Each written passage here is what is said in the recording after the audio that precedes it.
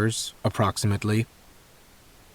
Dr. Mensah exchanged a look with Senior Officer Inda. Dr. Mensah's expression was dry. Senior Inda looked annoyed, but then she always looked like that when I was around. She said, "How do you know?" I converted my scan data, my query, and the comparison results into a report that humans could read, and sent it to her feed address, with a copy to Mensah.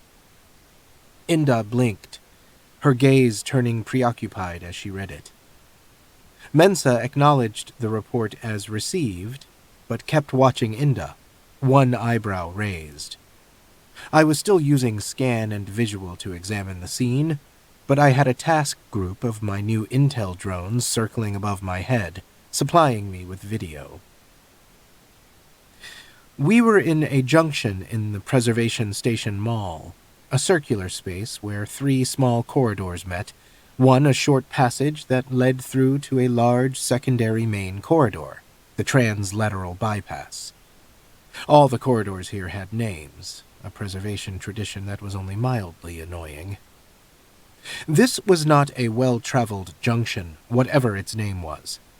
It was mostly a shortcut to get from a residential area to a work area. On this station there was no separation between transient spaces and long-term station housing like on stations in the Corporation Rim, but that wasn't even close to being the weirdest thing about preservation. This junction, and Preservation Station in general, were also weird places for humans to get killed.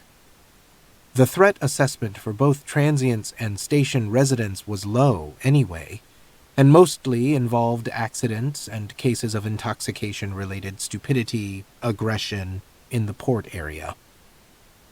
In this specific junction, threat assessment for accidental death was even lower, close to null. There was nothing here except the lights in the high ceiling and the standard silver-blue textured wall panels, marked with some old graffiti and drawings that were actually being preserved as part of a station-wide history exhibit. I guess if you were really determined, you could find a way to get yourself killed by exposing the power connectors under the panels and shielding and, I don't know, licking them or something. But this dead human clearly hadn't. The full station threat assessment for murder was sitting at a baseline 7%. To make it drop lower than that, we'd have to be on an uninhabited planet. I've never been on a contract on an uninhabited planet because if I was on the planet on a contract, then we'd be inhabiting it. You never found dead humans lying around on the floor like this. "Well," Inda began, having finally finished reading the report. I know, it takes humans forever. "I don't know how accurate this is." Another security person walked in, one of the techs who normally worked on checking cargo shipments for biohazards, feed ID Tural. They said, "Our scan analysis says the victim's been dead for about 4 hours. Inda sighed. Tech Tural, who had obviously expected this information to be greeted a little more enthusiastically, was confused. "ID?" I said. The dead human's interface was broken, so I couldn't pull anything off it. If whoever did it had been trying to conceal the dead human's identity, were they naively optimistic? Preservation Station kept an identity record and body scan for permanent residents and every disembarking transient passenger, so it shouldn't be that hard to run an identity check. "Known associates?" Tural glanced at Inda, and she nodded for them to answer. They said, "There was no subcutaneous marker or clip or augment or anything else with ID. We've done an initial search on recent arrival passenger lists using physical details, but couldn't come up with anything." At Inda's dissatisfied expression, Tural added, "Without an interface, we have to wait until medical gets here to do the body scan so we can try to match it with the visitor entry logs." Inda said, "And medical isn't here yet because..." Tural's face formed an anticipatory wince. It's preventative health check day at the school, and the bot who normally does the mobile body scan is busy with that? It has to move the mobile medical suite they use? Humans do the make it a question so it doesn't sound so bad thing, and it still sounds bad. Inda did not look pleased. Mensa's mouth twitched in an I would like to say things but I am not going to way. Inda said, "Did you tell them this was an emergency?" Tural said, "Yes, but they said it was an emergency until the on-site medic pronounced the person dead, unrevivable. After that it went to the end of the list of non-emergency things they have to do." Preservation has to make everything complicated. And that's not a metaphor for my experience here. Okay, yes, it is a metaphor. Inda's jaw went tight. "This is a murder. If whoever did this kills someone else..." Mensa cut her off. "I'll call them and explain that it's not an accidental death, and yes, it is an emergency, and we need them here now." She looked toward the body again, her brow furrowed. "The council closed the port and deployed the responder as soon as we got the alert. But are you certain this person was a visitor and not a resident?" The responder was the armed ship currently on picket duty, discouraging raiders from approaching the station and rendering assistance as needed to local and transient shipping. With the port closed, it would be out there keeping any docked or undocked transports from leaving until the council ordered otherwise. Tural admitted, "Actually, no, Counselor. We're just guessing that they're a visitor." "I see." Mensa's expression was not critical, but I can tell you the face she was making did not indicate that she thought Tural or Inda or anybody in the immediate area was doing a great job. It was obvious station security was out of its collective depth here. At least it was obvious to me. Inda must have known that too, because she rubbed the bridge of her nose like her head hurt.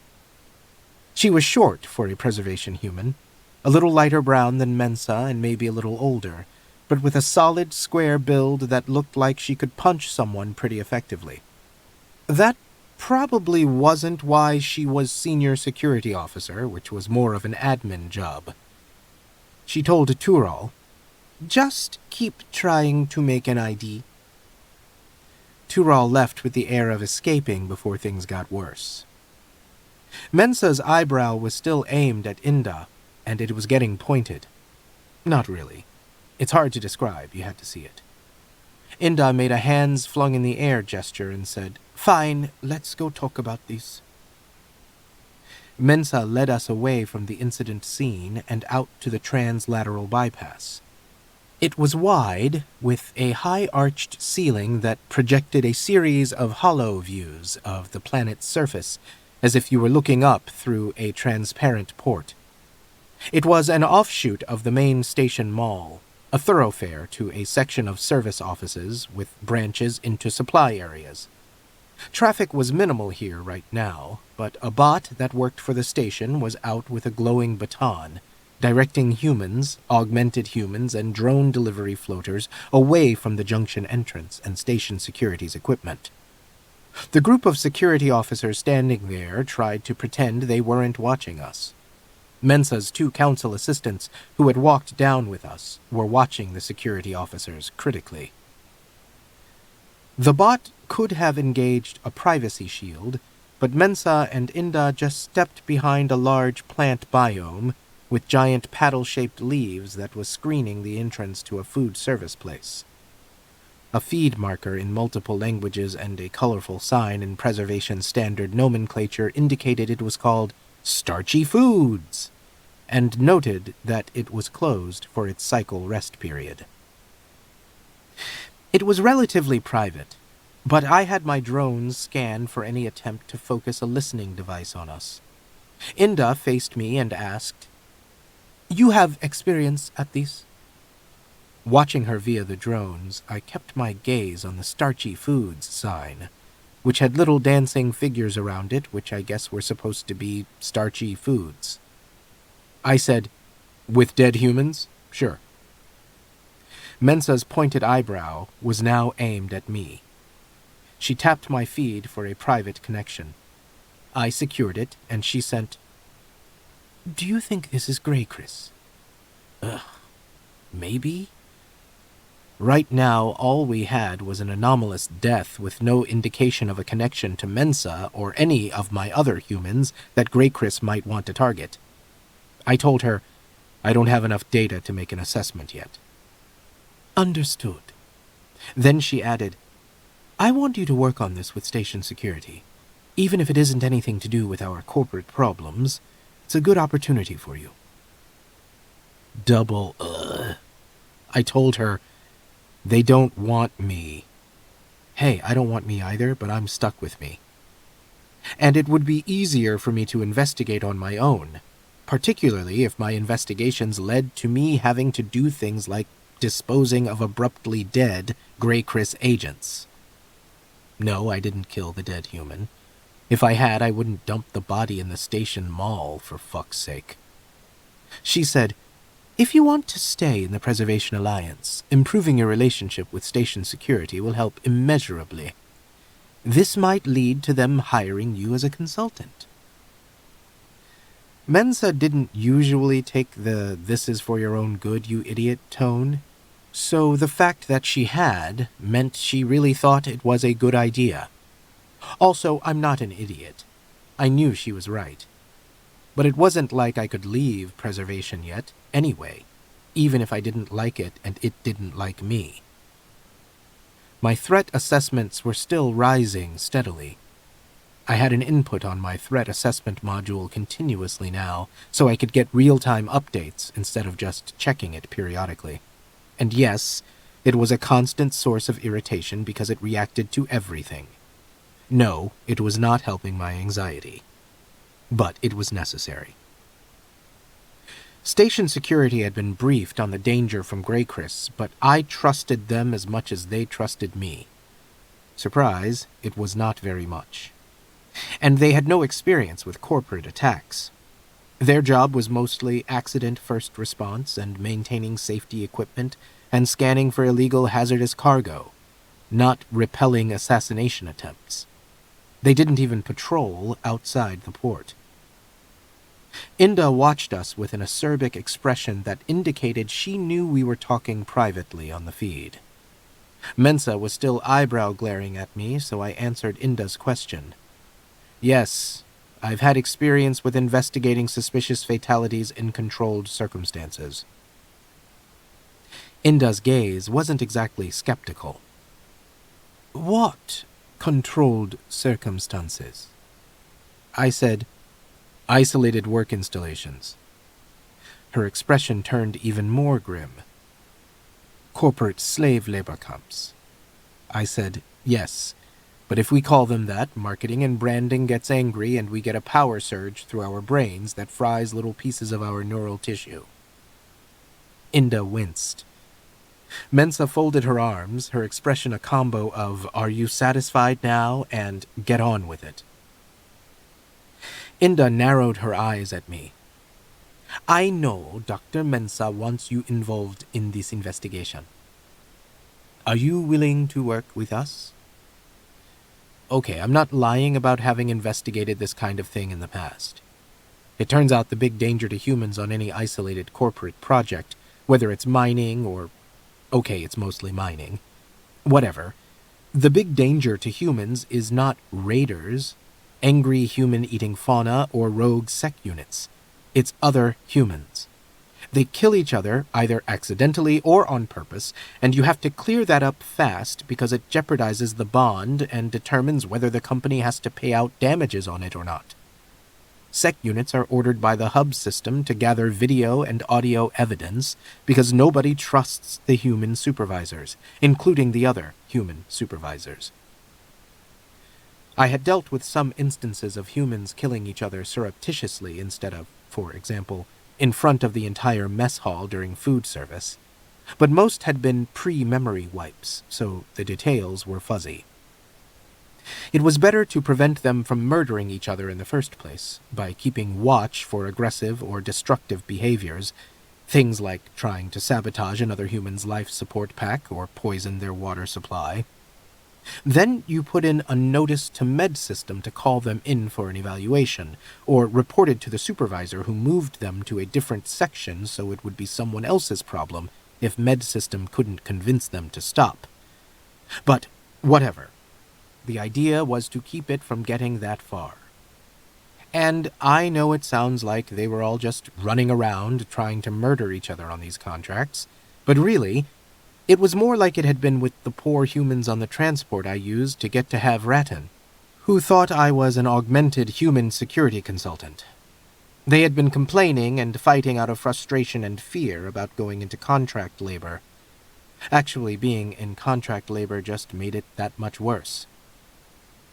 I had archives of everything that had happened since I hacked my governor module, but I hadn't had as much relevant experience in that time. But what I did have were thousands of hours of category mystery media, so I had a lot of theoretical knowledge that was possibly anywhere from 60 to 70% inaccurate shit. But Mensa was right.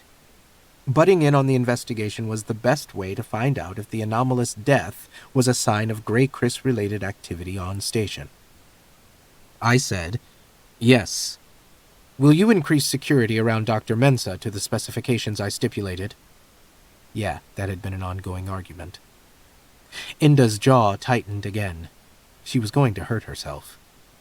But she said, "Of course. With a murderer running loose on the station, I am upping every security level, including those around the Council and Dr. Mensa. I actually don't need you to tell me my job." Oh, good. Maybe the security level would go from barely adequate to mostly adequate. I didn't make an expression because I knew Inda would be more annoyed by me not reacting than by me reacting. Mensa cleared her throat in a "you are trying to annoy each other but are mostly annoying me" way. She said, "I assume an employment contract will be forthcoming." Inda's voice was dry. "It will. No need to send the terrifying solicitor after me." She meant Pin Lee because she said terrifying. Being the top preservation expert in dealing with contract law in the Corporation Rim apparently made Pin Lee like the combat unit version of a lawyer. The employment contracts for preservation citizens were pretty simple, because their planetary legal code had so many inbuilt protections already. For example, humans and augmented humans can't sign away their rights to their labor or bodily autonomy in perpetuity. That's like straight up illegal. But I wasn't a citizen, and also technically not actually a person, which made it more difficult. But Pinley's contract would make sure that they couldn't make me do anything I didn't want to do, and I would get a hard currency card out of it. When we had first discussed the idea of me getting jobs as a way to encourage the Preservation Council to grant me permanent refugee status, I didn't know very much about the kind of contract in which I was actually an active participant. My previous contracts were rental contracts with the company, where I was just a piece of equipment. Pin Lee had promised, "Don't worry, I'll preserve your right to wander off like an asshole any time you like." I said, "It takes one to know one." Mensa said, "People, please. I'm scheduled to mediate arguments between teenagers on my next comm call home, and I need all my patience for that." If I was going to do this, I wanted to get started so I could make sure this anomalous murder wasn't an indication of a threat to Mensa. Plus, I had a lot of downloaded shows to get through. I said, "Can I examine the dead human now?" Inda just looked tired. "Can you humor me, and please refer to the victim as the deceased or the victim during the course of the investigation?" She turned to go, not waiting for an answer. She missed Mensa mouthing the words "stop it" at me. I guess the feed isn't adequate for all forms of communication, particularly those that involve a lot of glaring. Chapter 2. At first, Preservation Station security had objected to my presence on the station. Correction. At first, they were fine with it because they didn't know anything about me, except that I was a security consultant who had retrieved Dr. Mensa from Tran Roland Haifa Station, was injured, and was getting refugee status. Most humans, unless they get stuck working in an isolated corporate installation, never see SecUnits except in the media where we're always in armor. But Dr. Mensa had told the Preservation Council the truth. No, I don't know why either. And then she had to brief station security. Senior Inda had been with the rest of the upper-level security staff for the "Hey, there's a rogue SecUnit here" meeting. You should have seen their expressions. There was a big, huge deal about it, and security was all, "But what if it takes over the station systems and kills everybody?" And Pin Lee told them, if it wanted to do that, it would have done it by now. Which, in hindsight, was probably not the best response. And then Mensa, Pin Lee, and I had a private meeting with Senior Inda. After some preliminary, polite arguing between the humans, it became really obvious that Senior Inda was determined to get rid of me. She was trying to get Mensa to send me away somewhere, like a particularly isolated part of the planet, while the situation was being evaluated. I didn't even know how to react to that. For one thing, it was a terrible idea. Threat assessment for potential Grey Chris retaliation suggested a steady increase, and I needed to stay with Mensa. I hate planets, but if she went to the planet, I'd go with her. I really hate planets. I wasn't going to the fucking planet alone and leave her here to get killed and let Grey Chris rampage around the station. Pin Lee wasn't reacting either, except to flick a glance at Mensa and send me a feed message that said, "Could you at least try to look pathetic?" Yeah, I'm not going to respond to that. Mensa didn't even blink. She said calmly, "No, that's unacceptable." Senior Inda's mouth went tight. I think she was angry Mensa hadn't told her about me as soon as we arrived from the Corporation Rim. It had to be that. I hadn't done anything else yet to make her angry. She said, "Just because you're accustomed to using a dangerous weapon doesn't mean it can't turn on you or harm others." Okay. Wow. But it wasn't like it hurt my feelings or anything. Not at all. I was used to this. Completely used to it. Mensa was not used to it. Her eyes narrowed, her head tilted slightly, and her mouth made a minute movement that turned her polite planetary leader, "I am listening and receptive to your ideas" smile into something else. If she had looked at me like that, I would have created a distraction and run out of the room. Okay, not really, but I would have at least stopped talking. In a voice that should have caused an ambient temperature drop, she replied, "We're talking about a person." Mensa can be so calm under pressure that it's easy to forget she can also get angry. From the minute changes in Inda's expression, she was realizing she had fucked up, big time. Pin Lee had a tiny little smile at one corner of her mouth. I checked her feed activity and saw she had accessed a station database and was pulling documents into her feed storage. Since she was human, she was doing it slowly. It was like watching algae grow. But I could see the information she was assembling had to do with Preservation's original charter and its list of basic human rights. Also the regulations for holding public office. Public offices like Senior Station Security Officer. Oh, maybe Inda had literally fucked up big time. Pin Lee was planning a case for Mensa to take to the rest of the council to recommend Inda be dismissed. I knew by this time that on Preservation, dismissal isn't as bad as it is in the Corporation Rim, so it's not like she would get killed or starve or anything. Inda took a breath to speak, and Mensa said evenly, Don't make it worse. Inda let the breath out. Mensa continued, I'll agree to forget what you just said. Pin Lee made a sort of hissing noise of protest here, and Mensa paused to give her an opaque look that Pin Lee apparently understood. Pin Lee sighed and discontinued her document search. Mensa turned back to Inda and continued, And I want to preserve our working relationship. To do that, we will both be reasonable about this and set our knee-jerk emotional responses aside. Inda kept her expression reserved, but I could tell she was relieved. I apologize. She also wasn't a coward, but I have concerns. So there was a lot of negotiation about me. Always a fun time. And it ended up with me having to agree to 2 restrictions. The first one was to promise not to access any non-public systems or hack any other bots, drones, etc., a solution both I and station security were very unhappy with, but for completely different reasons. It's not like the private station systems were all that great. Preservation didn't use surveillance except on essential engineering and safety entry points, so it's not like I wanted to have access to their stupid, boring systems anyway.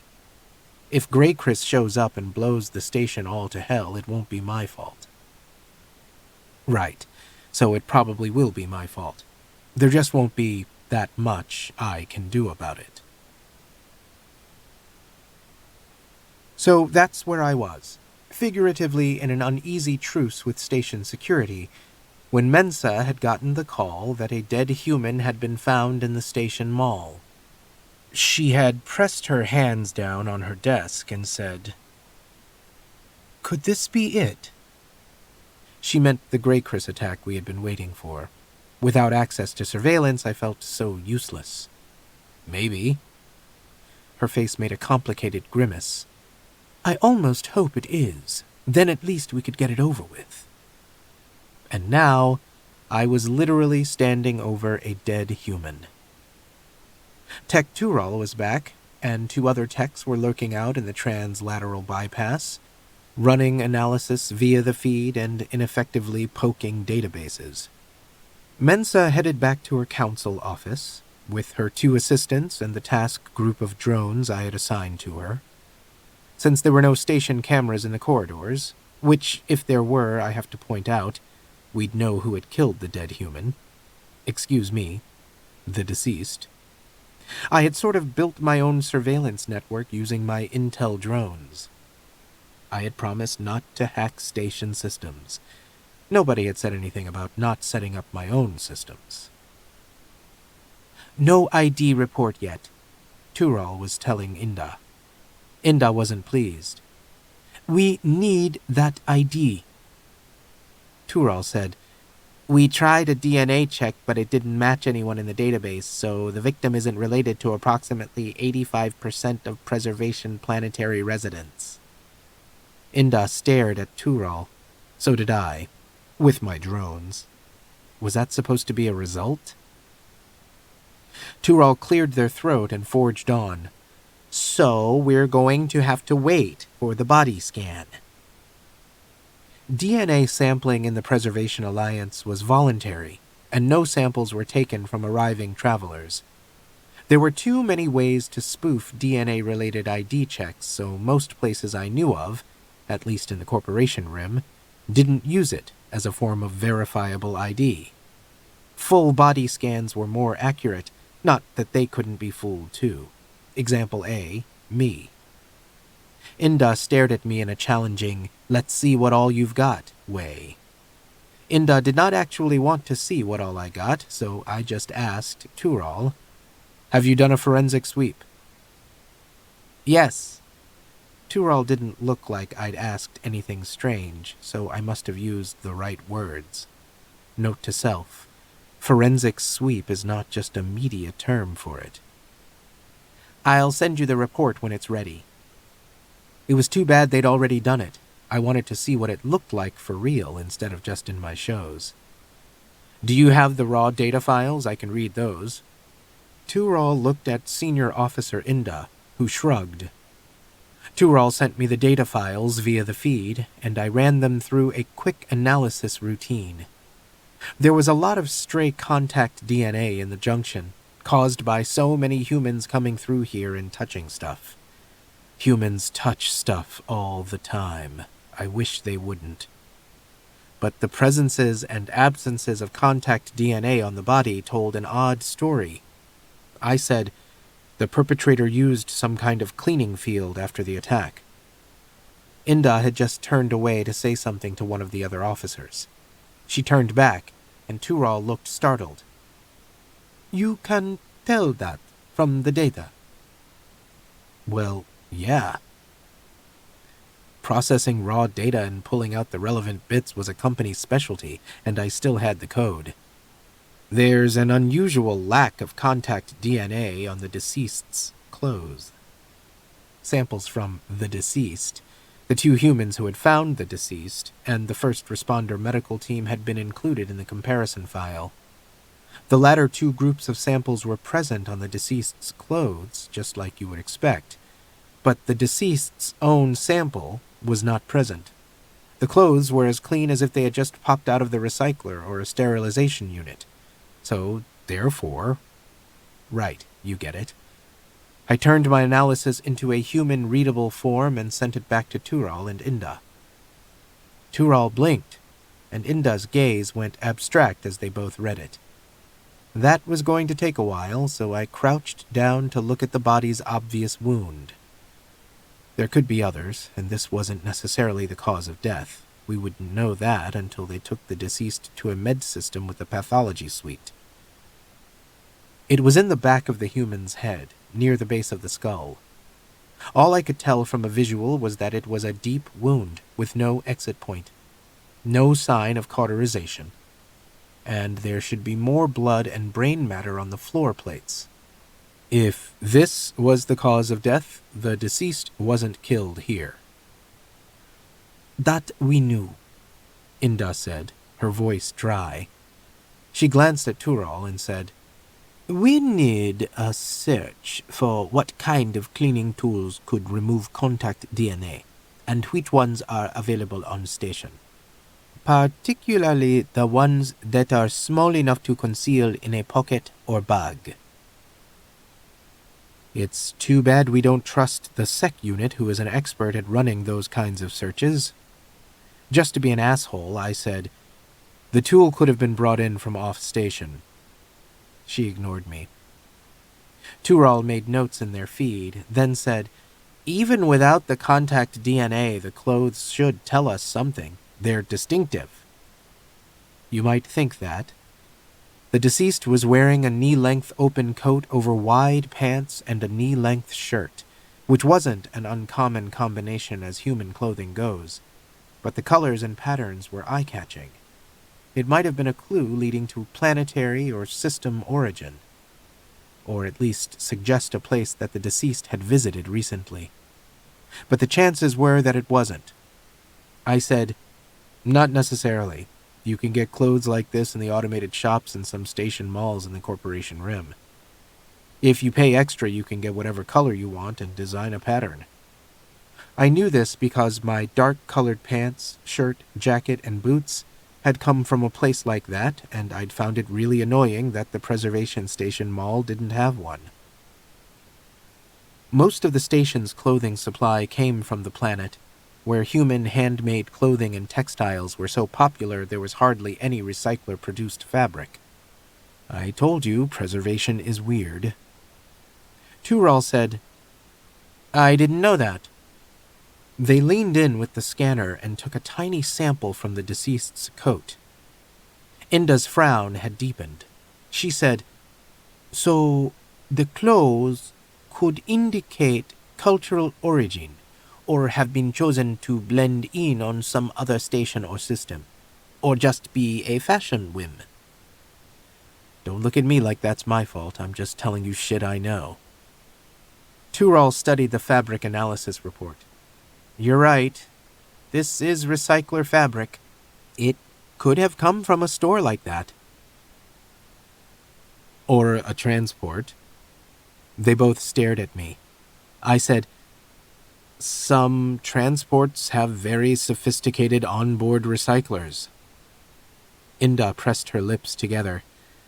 "Look, I know I wasn't narrowing it down, but you have to consider all possibilities." She said, "Can the clothes tell us anything?" "Well, sure." The deceased wasn't afraid of being noticed. Or they wanted to look like they weren't afraid of being noticed. They wanted to look like a visitor. Humans from the planet wore all kinds of things, but on the station the most common were the work casual pants, short jacket, and a short or long shirt or tunic, and the more formal long robes or caftans in solid colors with patterned trim. Bright, multicolored patterns like this were unusual enough to stand out. There are two ways to move through station transit rings if you're afraid someone's watching for you. You can try to fade into the background, which is much easier to do if there's a crowd. You can also make yourself look distinctive, like someone who isn't worried about being seen. I would never have been able to pull it off. But an actual human with actual human body language who didn't have to worry about the energy weapons in their arms pinging weapon scanners might. You have to be ready to change out your clothes and appearance. You would always need to look like you came from somewhere else. Which was easy enough to do on big stations with lots of automated shops. Tural's expression had gone from frustrated to thoughtful, and even Inda looked speculative. Tural said, "Medical should check to see if this person's skin or hair color was altered recently." Inda looked down at the body.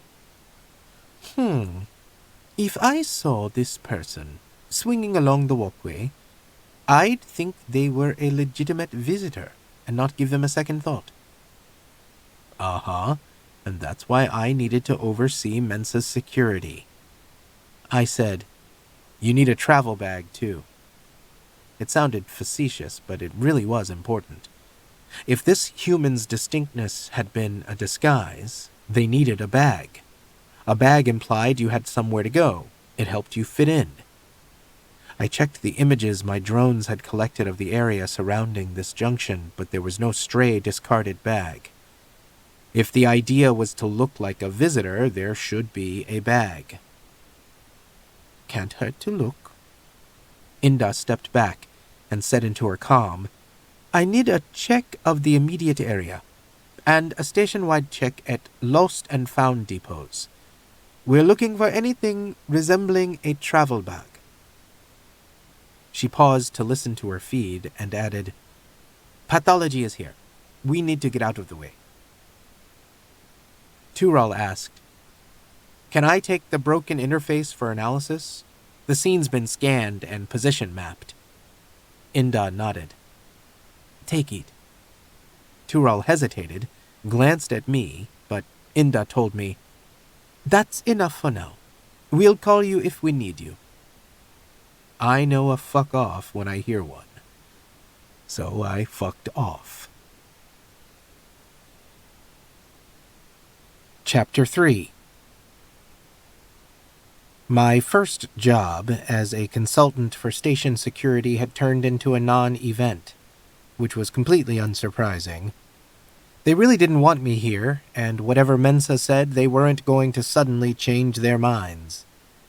No access to private station systems was just the first restriction. The second was that I had to not conceal my identity. Not that I had been actively concealing it. Mensa's staff, family, and the council had been told what I was. It was just the rest of the station who either hadn't noticed me or thought I was Mensa's security consultant. Station security had wanted me to implement a public feed ID, and they had wanted to put out a public safety warning notifying station personnel and residents that there was a SecUnit running around loose. Mensa had refused to consider the public safety notice, but in one of the stupid meetings with Inda, she had asked, "What exactly would this feed ID say?" It gave me a 1.2% performance reliability drop. I tapped Pinley's feed and sent to her, Make a legal thing so I don't have to do that." She sent back, "Mensa has to give them something." But she sent to Mensa, "It doesn't want the feed ID." Humans and augmented humans can have null feed IDs. I knew from my shows that it meant different things, depending on what polity, station, area, etc. they lived in. Here on Preservation, it meant, "Please don't interact with me." It was perfect. And I'd already agreed not to hack their systems. What the fuck else could they want? Senior Inda said, "The feed ID doesn't need to say anything other than what everyone else's says. Just name, gender, and—" She trailed off. She was looking at me, and I was looking at her. Pin Lee pointed out, "Everyone else who has a feed ID has one voluntarily. Consensually, one might say." Senior Inda stopped looking at me to glare at Pin Lee. "All we're asking for is a name." I have a name, but it's private. On their secure feed connection, Pin Lee sent to Mensa, "Oh, that's going to go over well when station residents are running into Murderbot." That's one of the reasons why it's private. Mensa said to Inda, "I'm not sure we can agree to that." "Frankly, I don't understand the problem." Inda made a helpless gesture toward me. "I don't even know what it wants to be called." Senior Inda was acting like she didn't think she had made an unreasonable request. But the reason she was making it was that she didn't trust me, and she wanted any humans or augmented humans who came into contact with me to be warned, in case I decided to go on a murder rampage. Because being warned by my feed ID would somehow mitigate being shot, or something. Mensa pressed her lips together and looked at me.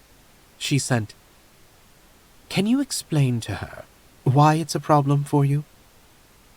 I'm not sure I could. And I got why, from their perspective, it seemed like such a small thing. Maybe it was worth it to get this meeting over with and not have to listen to humans talk about how they didn't want me anywhere near their precious station. For a name, I could use the local feed address that was hard-coded into my neural interfaces. It wasn't my real name, but it was what the systems I interfaced with called me. If I used it, the humans and augmented humans I encountered would think of me as a bot. Or I could use the name Rin. I liked it, and there were some humans outside the Corporation Rim who thought it was actually my name. I could use it, and the humans on the station wouldn't have to think about what I was. A construct made of cloned human tissue augments anxiety, depression, and unfocused rage. A killing machine for whichever humans rented me until I made a mistake and got my brain destroyed by my governor module. I posted a feed ID with the name SecUnit, gender equals not applicable, and no other information. Inda had blinked, then said, "Well, I suppose that we'll have to do." That was the end of the meeting. Pin Lee and Mensa hadn't talked about it, but Pin Lee had stomped off to have intoxicants with some of her friend humans. And Mensa had called her marital partners Farai and Tano on the planet, and said she thought the future of humanity was pretty dismal, and they should take all the kids, siblings, their kids, and assorted relatives and move to a shack in the terraforming sector on the unsettled continent and start working in soil reclamation, whatever that was. I wouldn't enjoy it, but I could work with it. It would be a lot easier to guard her from Greycris there. But Farai and Tano hadn't gone for the idea. Then 2 cycles later, someone had sent a photo of me to the station news stream, identifying me as the rogue SecUnit mentioned in all those Corporation Rim newsfeed rumors. There was little surveillance in the station, but at least before the agreement not to hack station systems, I had still been redacting myself from it. This photo had come from another source, maybe an augmented human's feed camera. It had clearly been taken after I had completed my memory repair, after a public inquiry about Grey Chris that had been held in the large Preservation Council meeting chamber. Mensa was walking down the steps away from the council offices, and I was standing behind her between Pin Lee and Dr. Bharadwaj. We were all looking to the side, with various what-the-fuck expressions. One of the journalists had just asked the council spokesperson if Grey Chris reps would be allowed at the meeting. It had been such a stupid question I had forgotten not to have an expression. Supposedly it wasn't Senior Inda or anyone else from station security who had sent the photo to the news stream. Right. Sure. After that, Mensa, who was very angry but pretending not to be, gave me 2 boxes of Intel drones, the tiny ones. Inda had objected, and Mensa told her that it was a medical issue, that I needed them to fully interact with my environment and communicate. I think Mensa had already ordered the drones as a sort of bribe for me not continuing to point out that she hadn't had any trauma treatment or retrieved client protocol after what had happened to her on Tranroll in Haifa. Inda didn't know that, right? So she thought Mensa getting the drones for me, giving Intel drones to a rogue SecUnit nobody wanted around anyway, was Mensa's way of telling her to fuck off. She wasn't wrong. Mensa's really smart. She can sort of bribe me and tell Inda to fuck off simultaneously. I did have other things to do besides watch for Grey Chris assassination agents and keep track of station security's attempts to shove me out of the Preservation Alliance. Dr. Bharadwaj had started the preliminary research for her documentary on constructs, so I had been to her office 5 times to talk to her about it, and she wanted to set up a regular schedule of meetings with me. Dr. Bharadwaj was easy to talk to, for a human. On the first visit, after the photo of me was in the news stream, we had talked about why humans and augmented humans are afraid of constructs, which I hadn't meant to talk about, and somehow ended up talking about anyway. She said she understood the fear because she had felt that way to a certain extent herself before I had stopped her from being eaten to death by a giant alien hostile. And she was trying to think how other humans could come to this understanding without the shared experience of almost being chewed up together in an alien fauna's mouth. Obviously, she didn't use those exact words, but that's what she meant. The second time we had talked, I had somehow just come out and told her that I thought being here on Preservation Station as myself, and not pretending to be an augmented human or a robot, was disturbing and complicated, and I didn't know if I could keep doing it. She had said that it would be strange if I didn't find it disturbing and complicated, because my whole situation was objectively disturbing and complicated. For some reason, that made me feel better. I had also been helping Rati with the data analysis for his survey reports, and he was trying to convince me that could be a job I could do for other researchers. Which, sure, I mean, it could. If I wanted to be almost as bored as when a lot of my job had been standing in one place, unable to move and staring at a wall. It wasn't boring with Rati, but not all researchers were going to be so happy about the reports we constructed, or get me to go with them to live performances in the station's theater. But whatever. Now I just needed intel for threat assessment so I could figure out if Grey Chris had killed the dead human or not, and go back to my happy, boring life on Preservation fucking Station. I knew from my drones that Mensa was back in the council offices. I had a routine in place to check my various task groups of drone sentries every 17 seconds.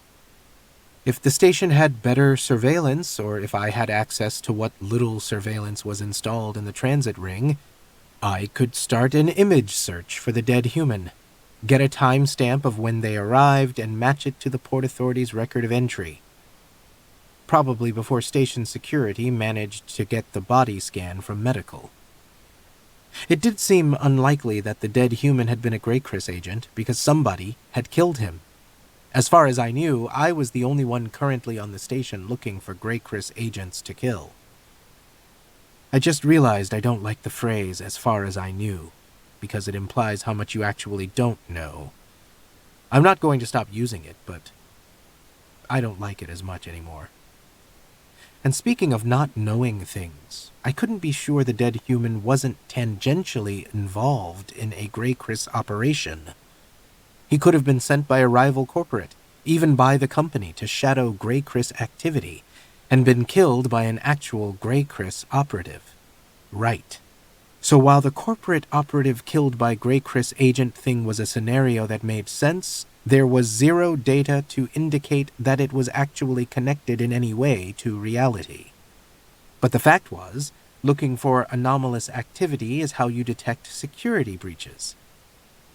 A murder in a very non-murdery station like preservation was definitely anomalous. Unless the dead human had been here to visit other humans, they would have needed a place to sleep and put their stuff. Humans need stuff. I had never seen one travel without at least something.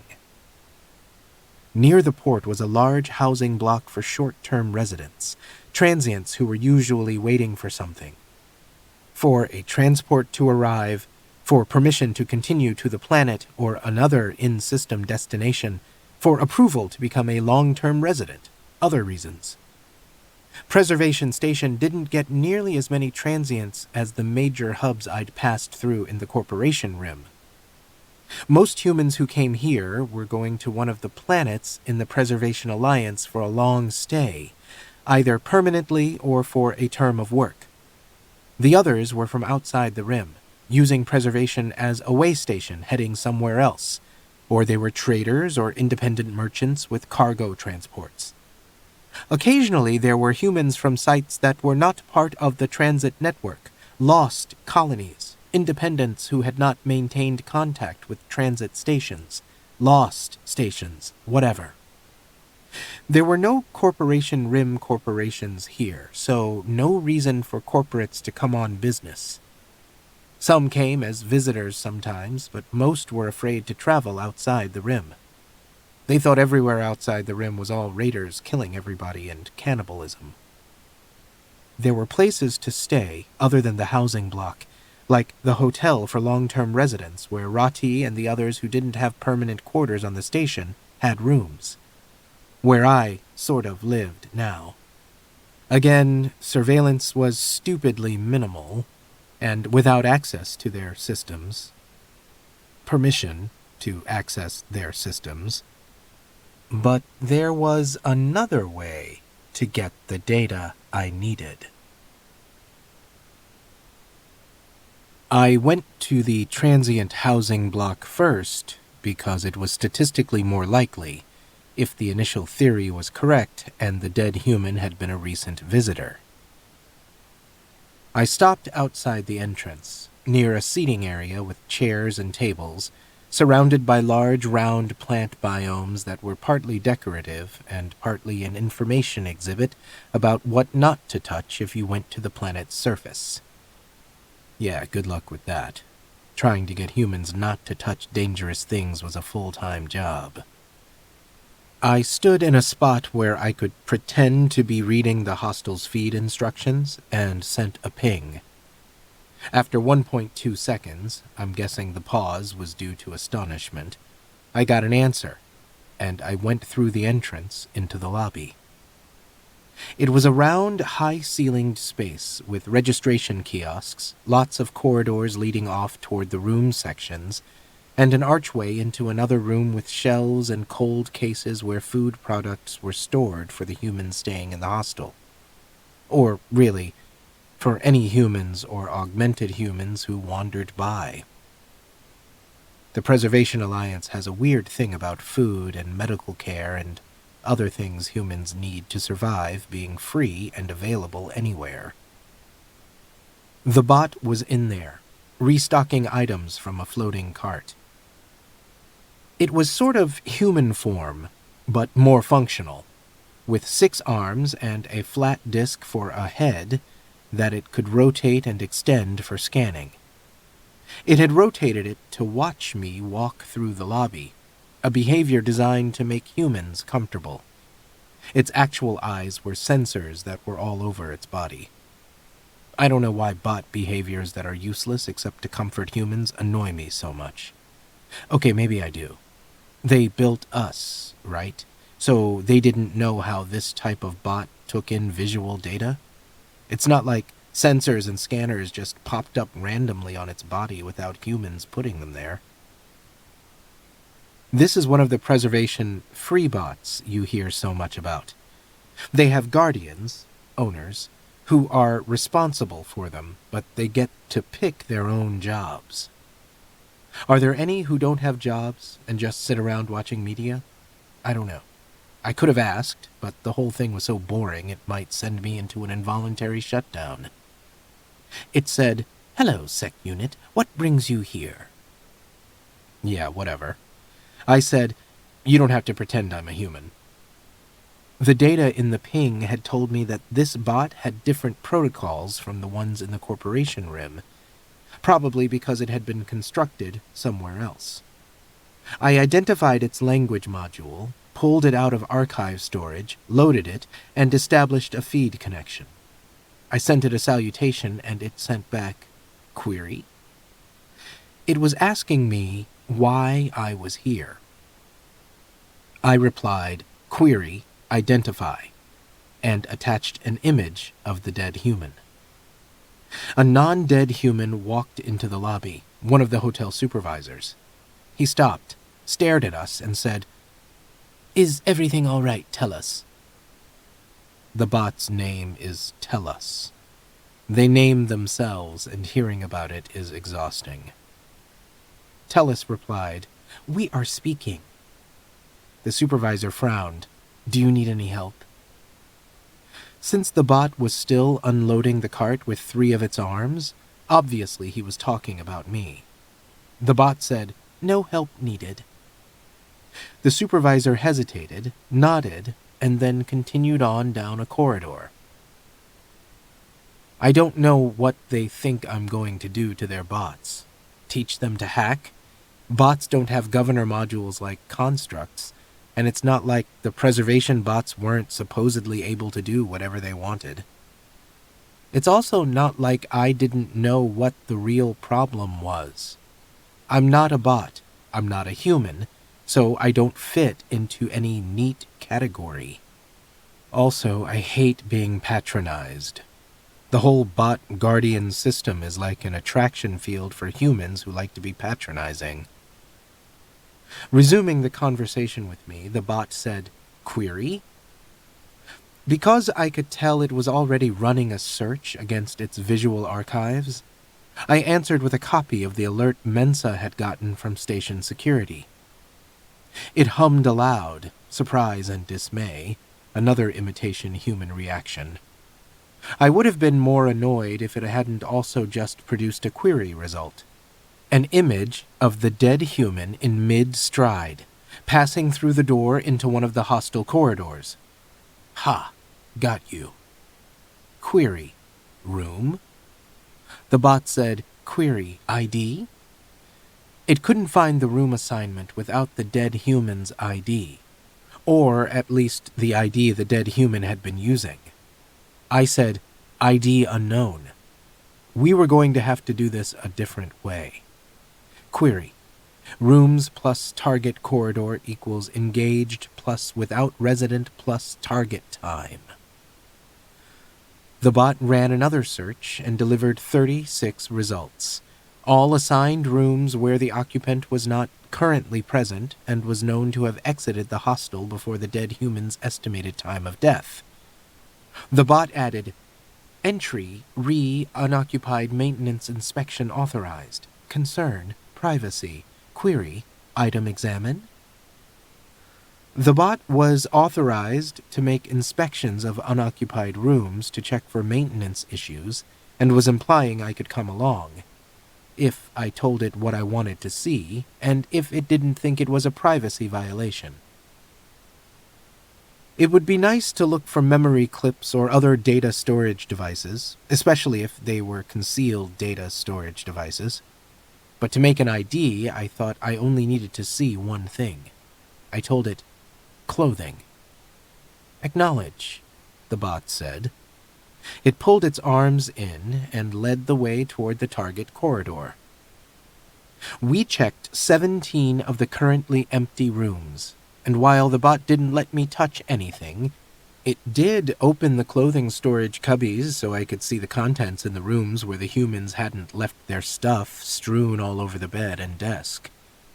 It didn't need to do that in the 18th room. It was fairly neat, but the scarf draped over the chair was the same style of pattern as the dead human's shirt, but in a different color combination. It could easily have been a coincidence. The style and pattern could have been popular and cheap at some transit station hub. And even with the image, it wasn't actually a positive ID. But station security could make it a positive ID with a thorough search of the room and a DNA match. I created a quick report with images of the scarf, the location of the room, and the feed ID associated with it. Name, Lutran, gender, male, and the room use record, which indicated that Lutran had been registered here for 2 station cycles. I included the bot's authorization to view the rooms and sent it off to station security tagged for Senior Inda and Tech Tural. Station security was used to getting messages from me about their completely inadequate arrangements for Mensa's security. I sent a copy to the hostile bot so it would know what was going on if they came to ask it questions. Then I signaled that I was leaving. It followed me back through the corridors to the lobby, where a few new humans had arrived and were standing in front of a kiosk like they had never seen anything like it before. It went to help them, but sent me query, next action? I still didn't have enough for a real threat assessment. I should go back to monitoring Mensa's security arrangements while lurking in the hotel near the admin offices and watching media. I didn't think I'd hear from station security again. Or, at least, not about this. I figured they would come up with other ways to try to get rid of me. I'd have to get intel on their investigation through Mensa's council channels. To get the bot to leave me alone, I answered, "Task complete." I was already out the door when the bot said, "Query, arrivals data," meaning I should look for the dead human in the transit ring and its traveler records. I didn't respond because I don't need a critique from a free bot, and I couldn't access the arrivals data without station security's permission anyway, and fuck that. I just thought of another way to do it. It was annoying that the free bot was right, but I needed to go to the transit ring. Preservation's transit ring wasn't that big compared to the major corporation rim hubs, or even to the non-major corporation rim hubs. It had only one entry-exit point for passengers, near the booking kiosks where you could search for berths on the docked transports offering passage. There was another entry-exit point for crews of private ships and cargo-only transports in the merchant docks, and dead Lutran might have come in through that section, but it made more sense statistically to start at the public entrance. This being preservation, there was a nice waiting area to one side of the transit ring's entry hall for humans to sit and figure out what they were doing, with couches and chairs and a mosaic floor with tiled images of the planet's flora and fauna, all tagged in the feed with detailed descriptions. Wooden conical structures that were duplicates of the first shelters used on the planet sat around, most of them holding information kiosks or displays for visitors. I found a chair behind yet another plant biome, a big one with reedy plants in a simulated stream, and sat down. I had an ID that dead Lutran must have used on entry in order to get a room assignment for transient housing. Finding the ship he had come in on could be an important data point. Based on the tech used to create his clothes, I was betting he had come here from the Corporation Rim and not another non-corporate political entity, station, or whatever, but it would be nice to be sure. I could hack the port's transient arrivals system, but I had said I wouldn't, so I wouldn't.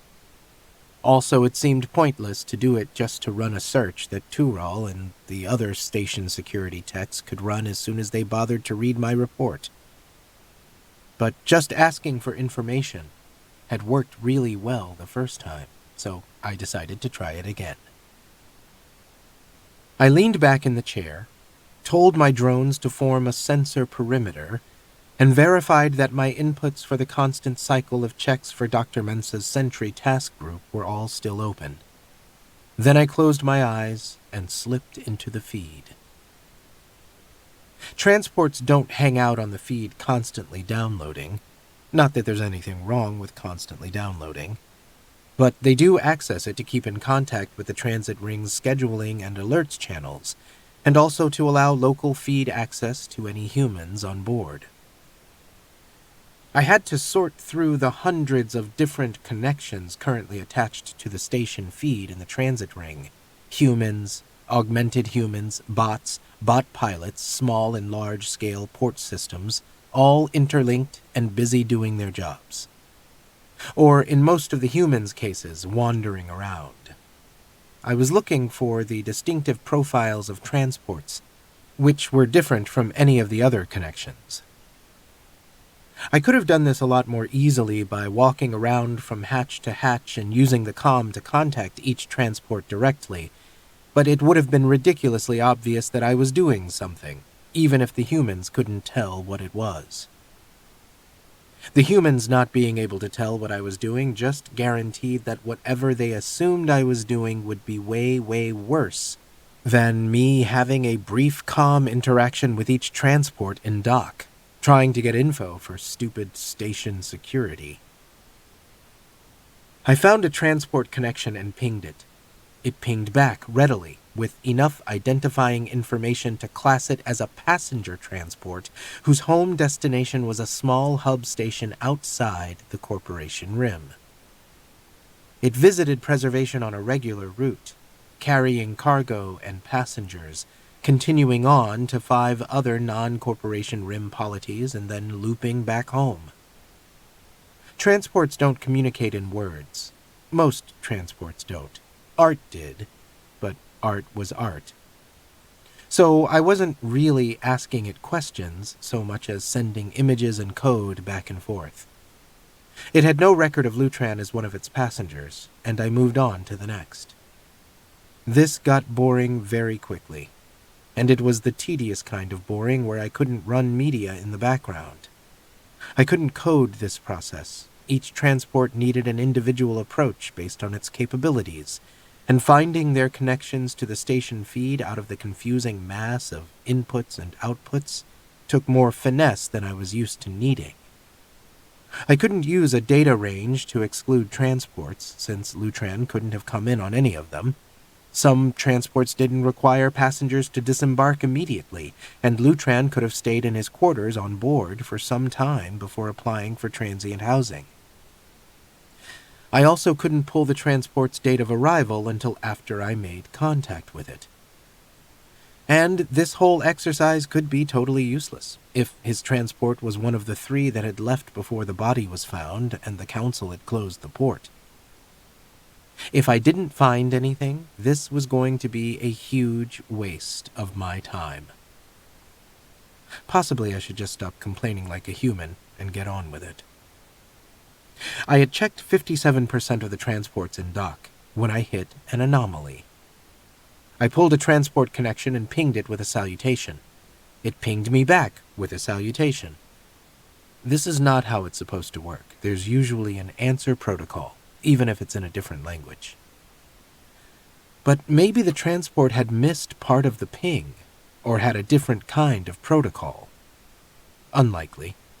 Ships from outside the corporation rim, particularly on the routes intersecting preservation, had a variety of different protocols, some of them horrifyingly jury-rigged by humans. But by the registry signifiers in its feed connection, this transport was from a corporation rim origin. I pinged it again. It pinged me back. Still a salutation. Okay, I'm just going to start talking to it. By poking around in its open feed, I found out the transport was a lower-level automated crewless cargo hauler with booked passengers on the side. Preservation was self-sufficient and didn't import or export raw materials from the corporation rim, but did act as a cargo transfer point for other non-corporate polities that did. Talking to it was reminiscent of dealing with Ship, the cargo hauler I had taken to Milu and back, which had not abandoned me to die in space, even though I wasn't entirely sure it had understood it was saving me, but whatever. It made me more inclined to be patient. On my initial query, Transport tentatively identified Lutran as a passenger, but I honestly couldn't tell if it was just doing that because it thought that was what I wanted to hear and it was trying to be polite. I backtracked and tried to get some more baseline data. What was its route? How many passengers? Where had they boarded? And what were their destinations? It sent me a garbled cargo manifest. That was not normal. Not a lower-level transport failing to communicate. I asked it to perform a diagnostic and after 5 seconds got a stream of error codes. I opened my eyes and pushed out of my chair, startling the group of humans at the opposite end of the waiting area who hadn't known I was there. My drones dropped down from their perimeter positions and followed me through the entry gates to the transit ring. The weapons scanner, which I was not allowed to hack and which I wasn't hacking, alerted on me, but it had my body scan ID on the weapons allowed list, so it didn't set off an alarm. I have energy weapons in my arms, and it's not like I can leave them behind in the hotel room. I mean, my arms are detachable, so theoretically I could leave them behind if I had a little help, but as a long-term solution it was really inconvenient. I was sure the weapons scanner would alert station security that I was in the area. I took the wide ramp down to the embarkation floor, which was much less busy than usual. There were still humans and augmented humans wandering around, plus some hauler bots and maintenance bots, catching up on cargo transfers that had been ordered before the port closure. Some humans glanced at me, but obviously didn't know what I was. The station security officer posted in the help area at the base of the ramp did, and watched me walk down the floor toward the transport docks. I hate being identified like that. I had gone to a lot of effort to not be immediately identified as a SecUnit, and now it all felt like a waste. I grew longer hair and everything. I had gotten enough info from the confused transport to figure out what dock it was attached to, and I confirmed it in the public access port directory. 9 minutes later, I was standing in front of its closed lock, where it was attached to the transit ring. I touched the hatch and pinged again. The direct connection gave me a sense of the transport's urgency that I hadn't been able to detect through the station feed. Instead of a ping, I got a different garbled manifest file back. It knew the first file had somehow communicated to me that it needed help, and it was sending the second to reinforce the message. Something aboard was terribly wrong, something that had left it with no way of notifying the port authority that it needed help. I don't think it had any idea what I was, but I thought it was relieved that I was here. I needed to get on board. I also needed not to give station security any opportunity to fuck me over. There was surveillance on the embarkation floor, and I can tell when I'm on camera, even when I'm not supposed to access the system.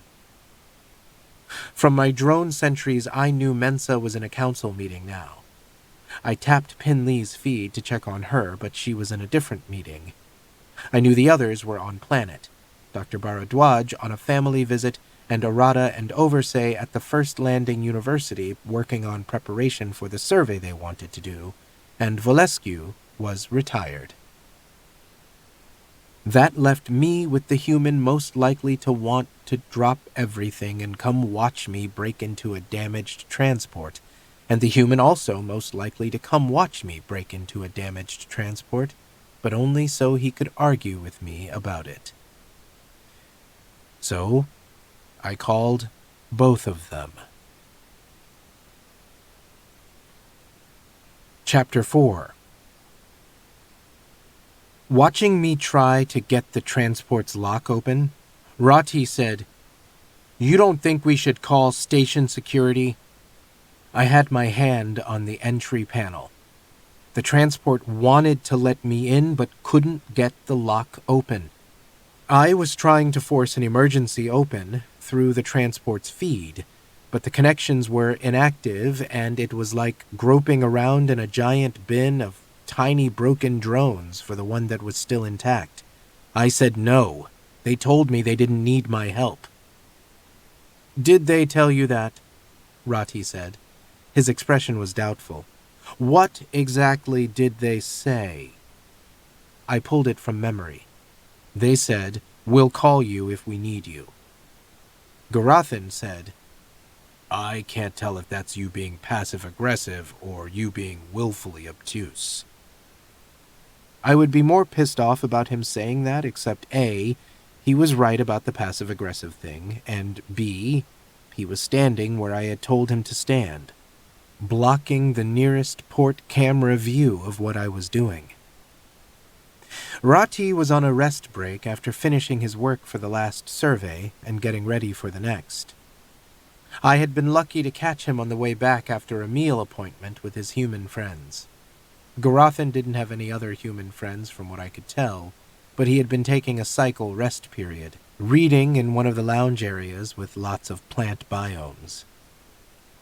"It's definitely not willfully obtuse," Rati told him. He told me, "I do think we should call station security." "The transport said I could come in," I said, "but it's too damaged to open the door." "So we should tell station security. It might be just a maintenance issue which would fall under the Port Authority's remit," I said. I almost had it. "We won't know until we get inside." Garathan sighed. "You sound like Pin Lee." "No, Pin Lee is much worse than this, and if it was her, she would be swearing at us by now," Rati said. He asked me, "I've always wondered, did you learn to swear from her, or did you already know how? Because you two use a lot of the same..." I finally managed to get the transport's mangled feed to trigger the hatch to open. I stepped back and pulled Garathan out of the way of the port camera view so whoever was watching could see the hatch wasn't damaged, that it had been opened from the inside. I'd managed to keep the transport from automatically triggering any station alerts, too.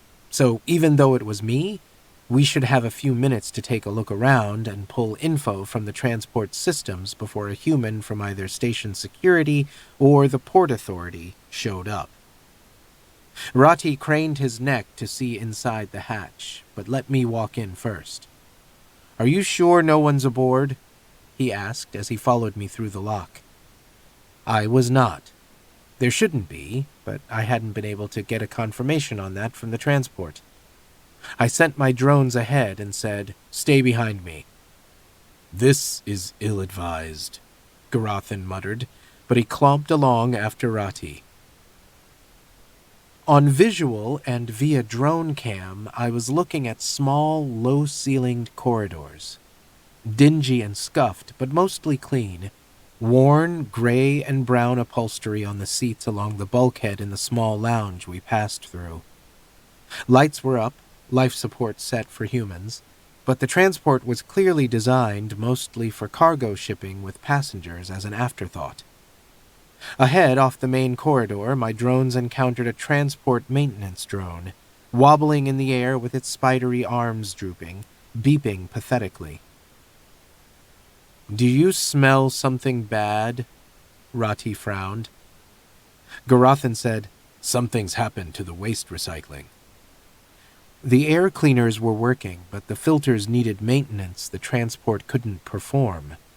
Or maybe it had stopped deliberately, hoping to try to alert someone. The limping ship's drone swerved away from my drones and led them through a short upward passage and into the main crew lounge. Right. So this wasn't a recycler problem. I followed the drones, but stopped in the hatchway to the lounge compartment. Rati and Garathan halted behind me in confusion. I had trained them too well to step past me in a situation like this, walking into a strange place. But Rati peered around my side, and Garathan stood on his tiptoes to see over my shoulder. It was a fairly standard lounge with padded seats along the walls and quiescent display surfaces floating in the air. In the far wall, a set of steps wound up to the cabin area just above. On the floor in the middle were dried stains of various disgusting fluids that tend to come out of human bodies when they die. I also have fluids that come out of me when I'm injured. They aren't any less disgusting, just different. But I also have fewer places for fluids to come out of, unless you count open wounds. Right, this is completely irrelevant. And sitting on the curved couch along the bulkhead was a utilitarian blue bag with a shoulder strap.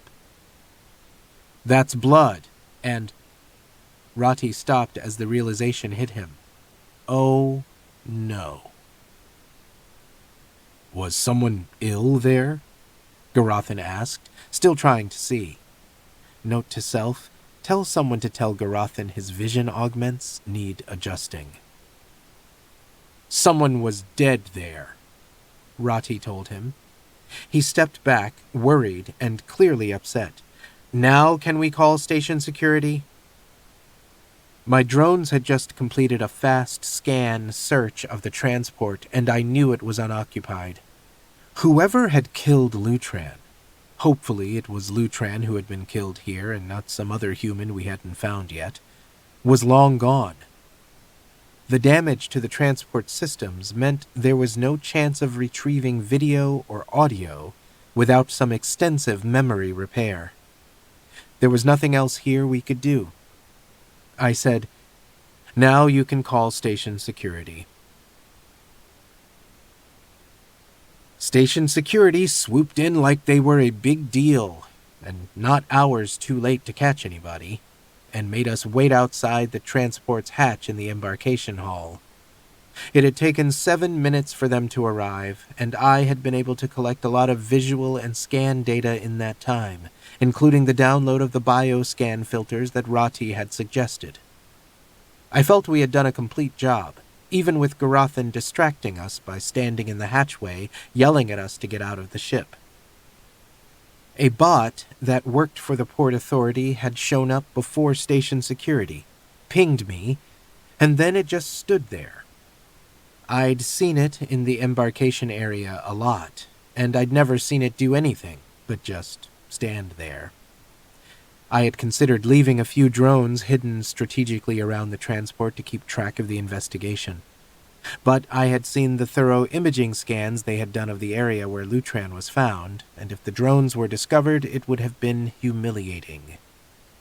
I felt like I was at least 1, if not 2 points up on station security at this moment, and I wanted to keep it that way. The initial response team was 3 station security officers and a Port Authority supervisor. They had taken a verbal report from Garathan while eyeing me like they expected him to turn me in for whatever I had probably done. The first officer, Feed ID Doran, said, "How do you know there's no one on the transport?" Rati and Garathan looked at me and I said, "I checked the transport for possible fatalities and injured crew or passengers in need of assistance, as well as potential hostiles. It's clear." The expression range was dubious to skeptical.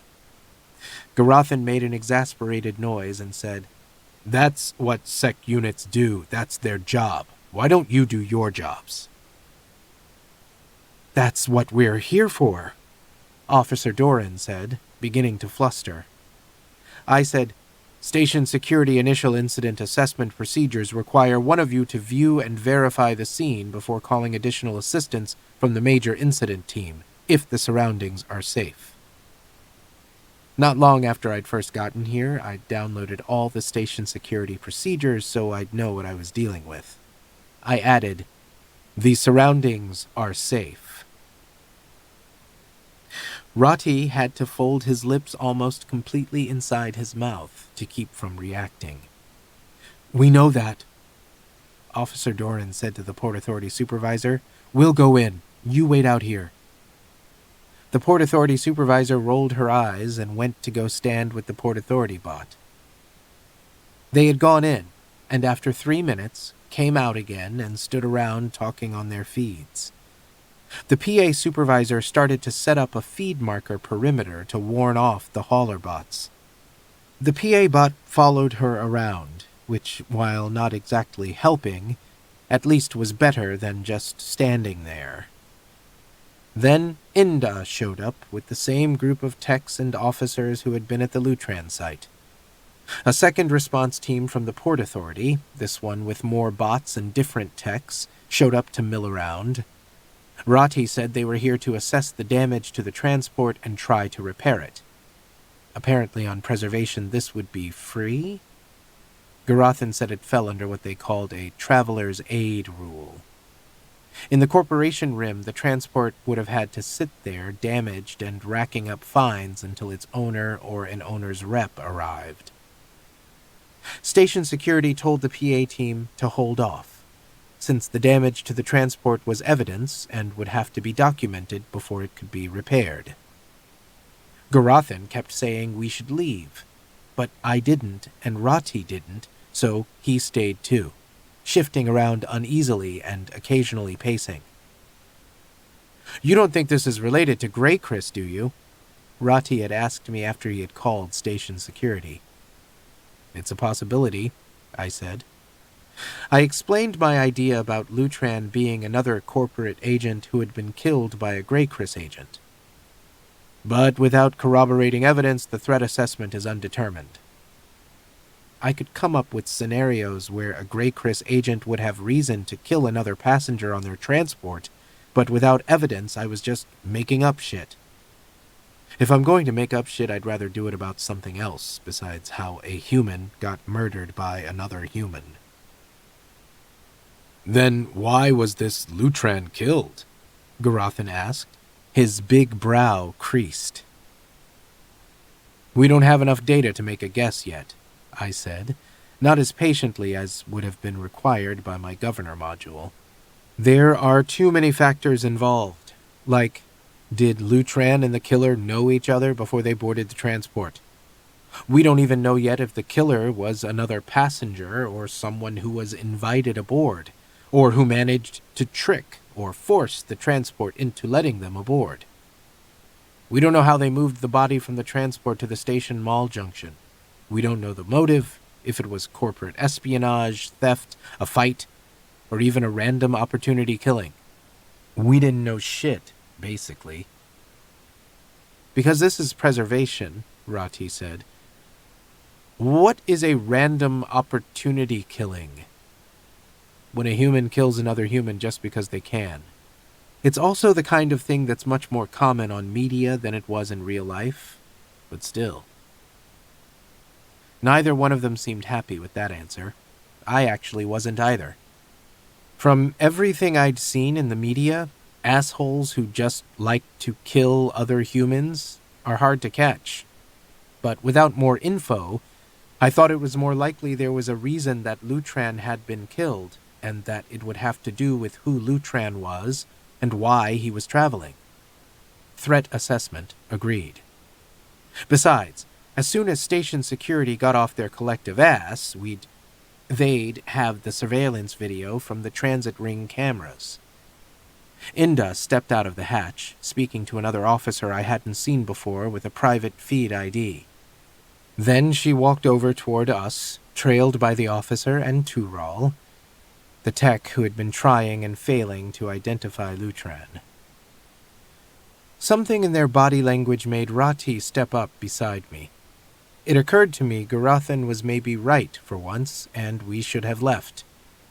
It would have possibly been another point up for me, to send the report about the incident to station security and then be back in the hotel or Mensa's office acting like it was just another day by the time station security arrived at the transport.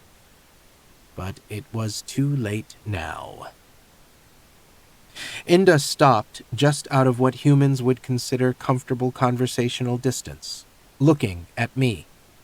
Then she hesitated, glanced with some annoyance at Garathan and Rati, then back at me with more annoyance. Tural was looking at Inda, and a little agitated, like they wanted to talk and were just waiting for permission. The other officer was trying to do a stony stare at me, but good luck with that. You need an opaque helmet to really make that work. Inda said, "Officer Aylin, this is SecUnit." She didn't quite stumble over it. "And survey academics Rati and Garathan, our other two witnesses." Garathan said, "We didn't really witness anything. I don't think we have much to tell you." Garathan seems to hate talking to strange humans almost as much as I do. And he wasn't wrong. He and Rati hadn't seen anything that I didn't have video of. But him talking gave me a chance to work around the privacy seal on Aylin's feed ID and see she was listed as a special investigator. I didn't know what that meant, but it was a good job title, and honestly, it made me a little jealous. Inda was looking at me again. I hadn't said anything because what was I supposed to say at this point? Oh, I guess I could have said hello. Well, it was too late now. Inda said, "I saw the report, and I know how you identified Lutran as our deceased. We got verification from medical on the body scan right after that. But how did you know Lutran was a passenger on this transport?" Rati had shifted from acting defensive to acting like this was a meeting we were all having. He said, "So it was him who was killed in there then? The person who was found?" Tural said, "Unless it was spoofed, there was a DNA match. Spoofing isn't unlikely, but in this case..." Inda glared at Tural, and they shut up. I answered, "The transport identified him when I asked it. With its systems damaged, it was unable to report the onboard incident to the Port Authority." Tural was nodding. "The transport's giving us nothing but error codes. The analysts are going to try to do a restart, but they'll copy the memory core so they can get the latest passenger manifest and restore, if anything." Inda gave Tural a "not now" eyebrow scrunch, and they shut up again. She asked me, "But how did you know it was this particular transport?" I didn't. I was checking all the transports. Then I added, "That's why it took so long." Yes, I was rubbing it in. Inda squinted one eye. Aylin looked me over again in that way humans do when they're trying to intimidate you and they fail to understand you've spent the entire length of your previous existence being treated like a thing, and so one more impersonal once-over is not exactly going to impress you. Then Aylin said, "One point I'd like to get out of the way. Did you have anything to do with this?" Wow. Really? I'm better at keeping my expression neutral after so much practice, but I was surprised at how pissed off it made me. Compared to a lot of things that had happened to me, you'd think it wouldn't matter. But here, now, for some reason, it mattered. Rati made an angry, snorty noise. Garathan was grimly staring up at the arch of the transit ring's ceiling. They had both suspected this was coming. That's why Garathan had wanted us to leave and then had stayed around himself when we wouldn't. I said no, I didn't. Why would I? Aylin was watching me intently. "I don't like having private security with its own agenda aboard this station." Oh, wait. She thought it was Greycris. That maybe I had found out Lutran was a Greycris agent and killed him, And now I was trying to lead the investigation along a specific path, using my two oblivious human friends as cover. So the problem was, that wasn't an unlikely idea at all. It was something I might have to do if I did find a Grey Chris operative on the station, which meant I had to answer very carefully. There were a lot of humans lying to each other on the rise and fall of Sanctuary Moon, and I knew outright angry denials tended to sound incredibly guilty, even though they were often an innocent human's first impulse. You wouldn't think lying would be a problem for me, after 35,000 plus hours lying about not being a rogue SecUnit while on company contracts. Then the whole lying about not being an augmented human, and lying about being a non-rogue SecUnit with a fake human supervisor. But the last two hadn't exactly been failure-free. What worked best was misdirection and not letting myself get caught in the wrong place at the right time, and making sure no humans ever thought about asking the wrong questions. Misdirection. Let's try that. I would have either disposed of the body so it was never found, or made it look like an accident. Inda frowned, and Aylin's brow creased, and they exchanged a look. Eyeing me, Inda said, "How would you dispose of a body so it wouldn't be found?" "I'm not the public library feed, senior officer. Go do your own research." I said, "If I told you, then you might find all the bodies I've already disposed of." "It's joking."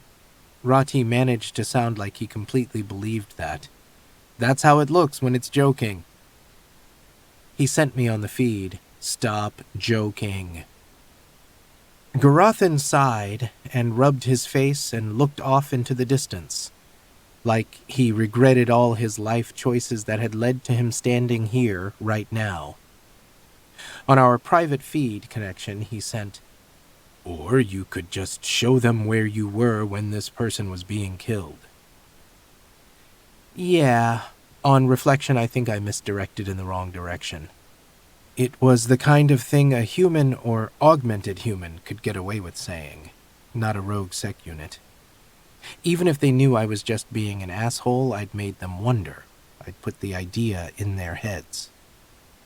And now if I did have to kill some Grey Chris agents, I'd have to be really careful about what I did with the bodies. It was probably better to make it look like an accident. I hated to admit it, but Garathan had a point. I pulled the right section of video from my drone archive. I don't keep all of my drone video because it would take up storage space that could be used for media, but I run an analysis of it for relevant stuff before I delete it.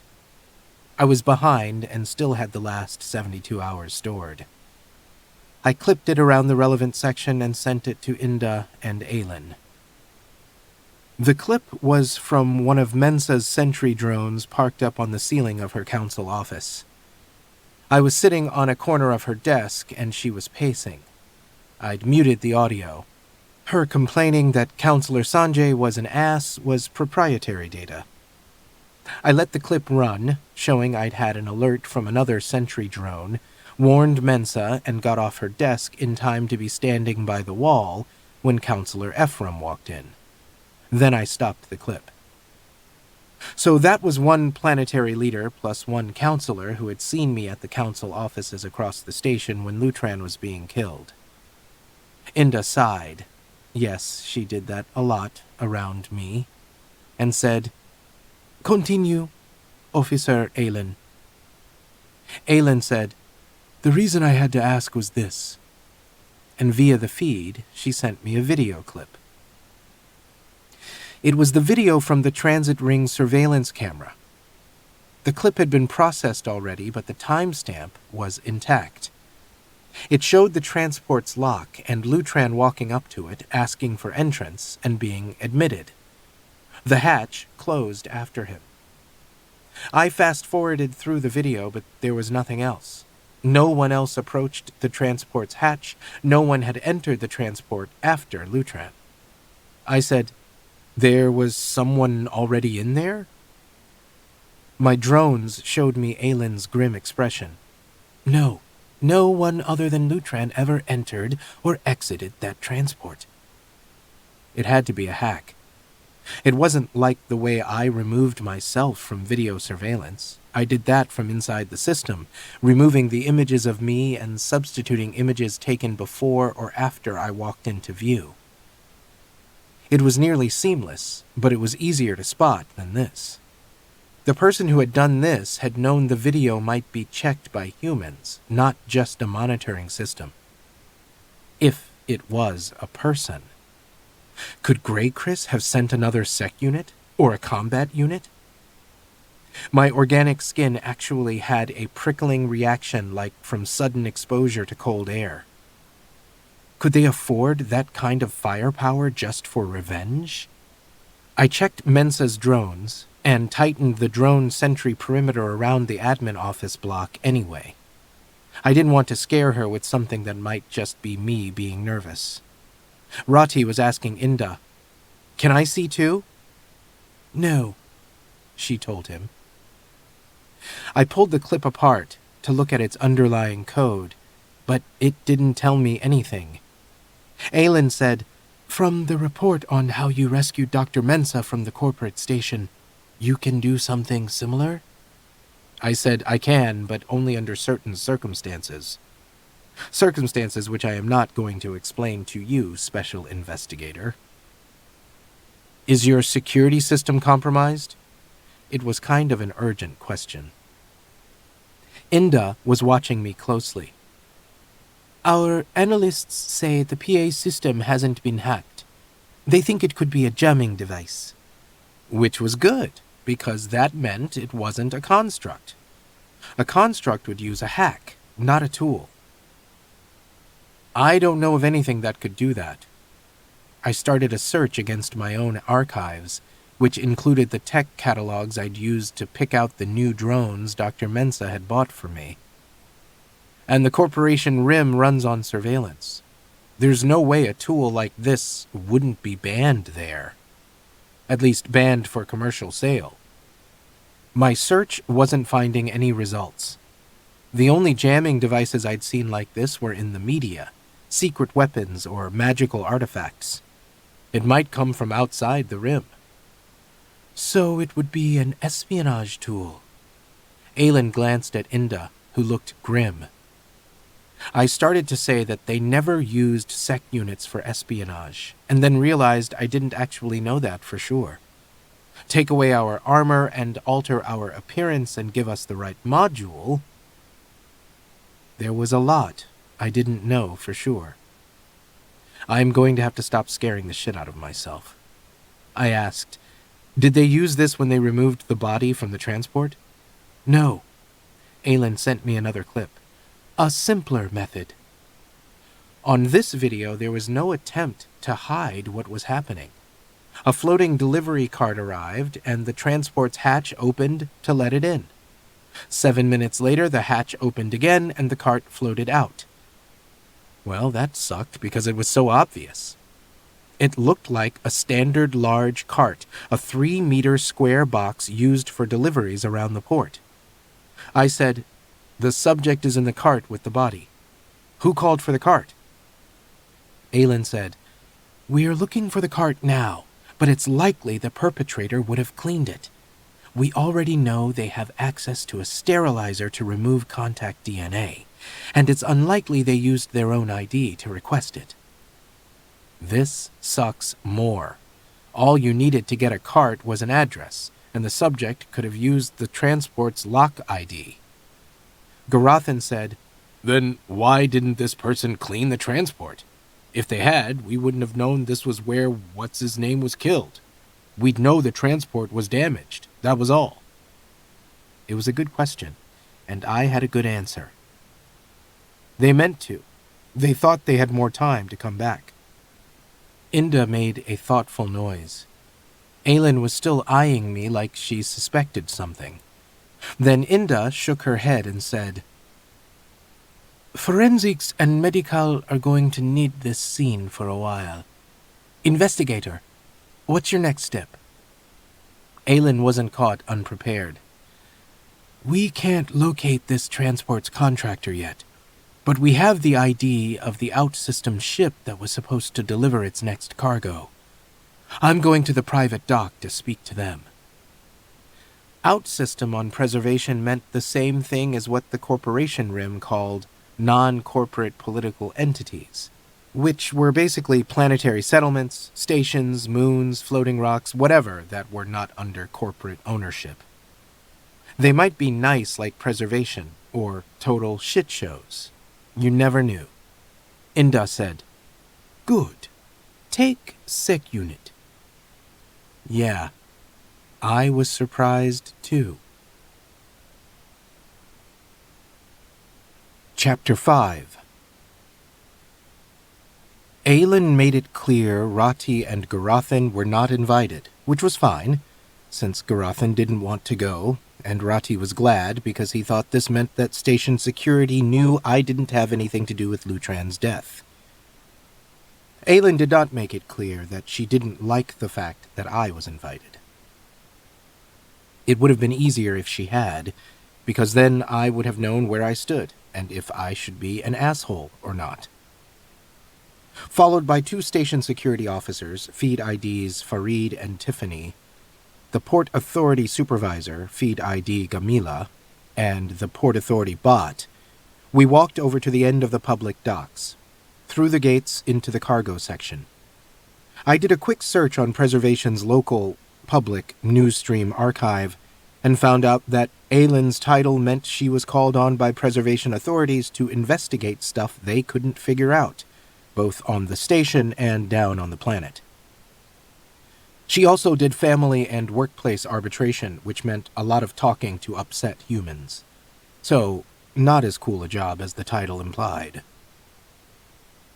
PA Supervisor Gamila had been pulling info into her feed, and now said, "This cargo transfer has been on hold for 2 cycles. We were waiting for an authorization, but it hadn't shown up yet when the order to close the port came through." Aelin asked her, "Do you know why?" "No idea. The ship, the Lalo, isn't responding to messages." Gamila sounded annoyed. "It doesn't use modules, and there's no record of the cargo being offloaded, so we assume it's still aboard."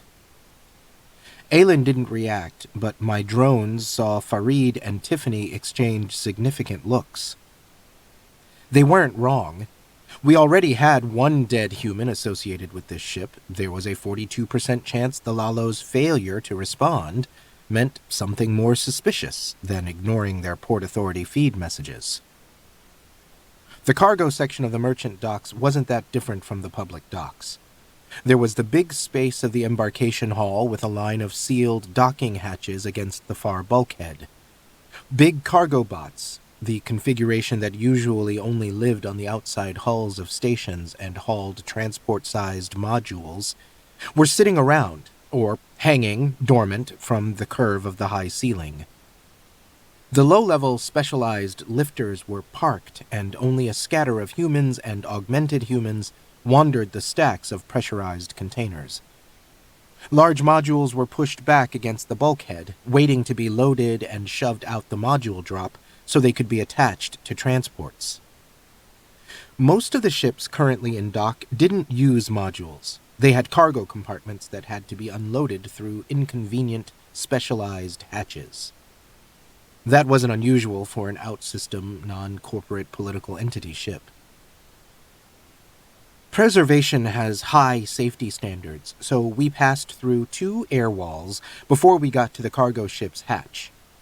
High safety standards are great when they're designed to protect humans against dangerous stuff like hatch failures and hull breaches. When they're designed to protect humans against rogue sec units, not so much. I tried a ping, but only got a response from the ship's transit ring-assigned marker, which had its docking number and the Lalo registry name. This meant no bot pilot that I could get information from. That was depressing. I had no idea what else I was supposed to do as a member of this group, and just following humans around listening to them talk felt a lot like just being a sec unit again. I mean, I am a sec unit, but You know what I mean. Aylin tapped the ship's comm for attention and sent her feed ID and added, "I'm a special investigator for station security. I'm here with a Port Authority supervisor. We need to speak to you about the transport contracted to your trading concern, the one currently in dock in the public transport ring. It's urgent." I'd stopped out of view of the hatch cam, standing to one side because that's what sec units do. The PA bot came over and stood next to me. Great. That's great. I wondered if it did anything that wasn't related to standing around. The comm acknowledgement pinged, and a voice, echoing with the feed-assisted translation, replied, "Just you and the PA, leave the port heels outside." I wonder what the original word choice was that the feed's translation algorithm had decided heels was a good equivalent in preservation standard. I wasn't the only one wondering. Tiffany's eyes narrowed, and Farid mouthed the word heels slowly. Aylin glanced at Gamila and told the officers and me and the bot, I guess, "Wait here." The hatch slid open, and as they stepped toward it, my threat assessment module spiked. I checked my drone inputs from Mensa's task group first, even though they had reported in on schedule 11 seconds ago, but they were all nominal. Mensa was still in the council offices, the big meeting having broken up into little meetings. She was sitting with 4 other counselors going over feed documents while they had cups of one of the hot liquids humans like. Aylin and Gamila had just walked through the hatch, which was now sliding shut. I had the impulse to lunge forward and stop it, but I didn't because I didn't want to look more like a rogue sec unit than I already did. And the hatch sealed. Oh, Murderbot, I think you just made a mistake. Farid cleared his throat. "So, you're really a sec unit?" "Yeah, I get that a lot here." I said, "Are you on the feed with Aylin?" She might have a private connection with the 2 officers that I wasn't included on. "Not right now." Farid's brow creased and his gaze went to the hatch. "Balin, are you on with Supervisor Gamila?" Who the fuck is... Oh, it's the bot. Balin tilted its head and said, "No, officer." Tiffany gripped her baton and shifted uneasily. This is the other thing. Station security isn't armed, except with those extendable batons. They don't even deliver shocks. They're just for hitting, holding off aggressive, intoxicated humans. And the officers are only issued energy weapons when there's actually an energy weapon-involved emergency, which is good, because the fewer humans running around with weapons, the better. I say that as a sec unit who has been shot a lot, often by my own clients, accidentally and on purpose. But it also meant Aylin was in there unarmed. I tried to secure a connection with Aylin or Gamila. No response. I tried a test message, a ping that would bounce off the ship's comm or feed, and got nothing, which meant something was jamming me, something that had been activated since the hatch had closed. Fuck not hacking systems. I hit the port admin feed and connected to Safety Monitor, the PA system that kept up a constant connection with all ships and transports in dock. I used it to find and break the ship's secure connection to the feed, and tried to pull camera views from inside, but I couldn't find any video connections, except the stupid hatch camera. I caught an audio source, but all I could hear was humans yelling some distance away. They must be in another part of the ship, away from the audio pickup. I found Aylin's connection to the port feed and upped it, trying to get through to her. I upped it enough that I caught a burst of static from her and relayed it to the station security feed. Both Tiffany and Farid looked startled, and Balin, the bot, expanded a sensor net from the back of its neck. I stripped out the static. It was Aylin's ID, and she was sending a station security urgent assistance code. For fuck's sake. I knew this was a bad idea, and I stood here like an idiot and let it happen. I turned to Tiffany and Farid. I need to get in there. Farid had a hand on his interface, sending another urgent assistance needed code to the station security comm. Tiffany was more direct. She drew her baton and said, "Balin, get us inside." The PA bot stood up to twice my height. I honestly hadn't realized it had been crouching until that point. Extended an arm, shoved spidery fingers into the control interface in the bulkhead next to the hatch, and sent a complex ping I realized was a decoder. The hatch slid open. Okay, so that was what the PA bot did when it wasn't just standing around. My drones zipped past me and I dove through the hatch after them. This is what I do when I'm not standing around. Past the airlock, I had a drone view of a shabby corridor, an open hatch at the end, and a shabby human, Target 1, standing there with a big energy weapon. Audio picked up angry humans shouting. Past the target and the hatch was a large compartment with 3 corridors leading off it. Aylin and Gamila were backed into a corner, Aylin in front with her arms out, trying to shield Gamila. 4 additional targets, 2 armed, faced them. Target 2 was the closest, aiming a projectile weapon at them and yelling. Target 3, initial assessment equals most likely to fire. She was further away from the hostages, also yelling, and waving her projectile weapon. Warned by the hatch opening, Target 1 had time to turn toward me and lift the weapon. I had 2 humans trying to come in behind me, so I didn't dodge, but I didn't want to block the energy burst with my head either. I fired from my right arm and hit the target's weapon. I could have aimed for his face, but I didn't consider him that much of a threat. He yelped and spun sideways as I reached him. I bonked his head against the edge of the hatch and yanked the damaged weapon away. I flung him through the hatch in front of me to draw fire, and then stepped through to throw the broken weapon at armed Target 2. It bounced off her head as I fired my left arm weapon at armed Target 3 and hit her in the chest and shoulder. I was still moving across the compartment, and I slammed into unarmed Target 4 along the way and threw him into Target 2, who had stumbled back and dropped her weapon. They both went down in a heap, and I slid to a stop with my back to Aylin and Gamila. I had my drone task group do a fast circuit of the compartment, then break into small squads. 3 squads took up sentry positions, and the rest shot out of the hatches to search the ship for more targets. Not an ideal intervention retrieval. My speed had been a little low. Trying to keep Tiffany and Farid from getting shot had thrown me off. Also, I wasn't sure yet if the targets were hostiles or just really stupid, so I had held back a little. Target 3 had crumpled to the floor, still conscious and trying to grope for her weapon. Before I had to shoot her again, Tiffany and Farid barreled in, and Farid scooped up the weapon. Targets 1 and 4 were dazed and not attempting to move. Target 5 had dropped to the floor and was screaming for no reason.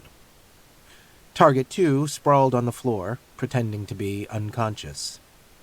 I would have worried about an as-yet unknown target trying to lock us inside. It wouldn't have worked, but it would have been annoying to deal with. Nobody wants to be locked in a ship with an annoyed SecUnit. Nobody. But my sentry drones had a camera view of Balin planting itself in the hatchway and extending 4 bracing limbs to keep it open. I'm guessing the Port Authority has dealt with problem crews before. Tiffany moved further into the room, taking up a guard position to my left, as Farid said, "We've called for assistance, and, I'll alert medical." I was getting drone video telling me that the ship was a stripped-down cargo hauler with a small livable space. The drones hadn't found any other occupants. From inside, the jamming was easy to take down, and I pulled a manifest from the ship's feed to double-check the complement. I said, "Ship is clear, listed crew is accounted for." Because I was tired of Target 2's shit, I turned around to ask Aylin and Gamila, "Are you injured?"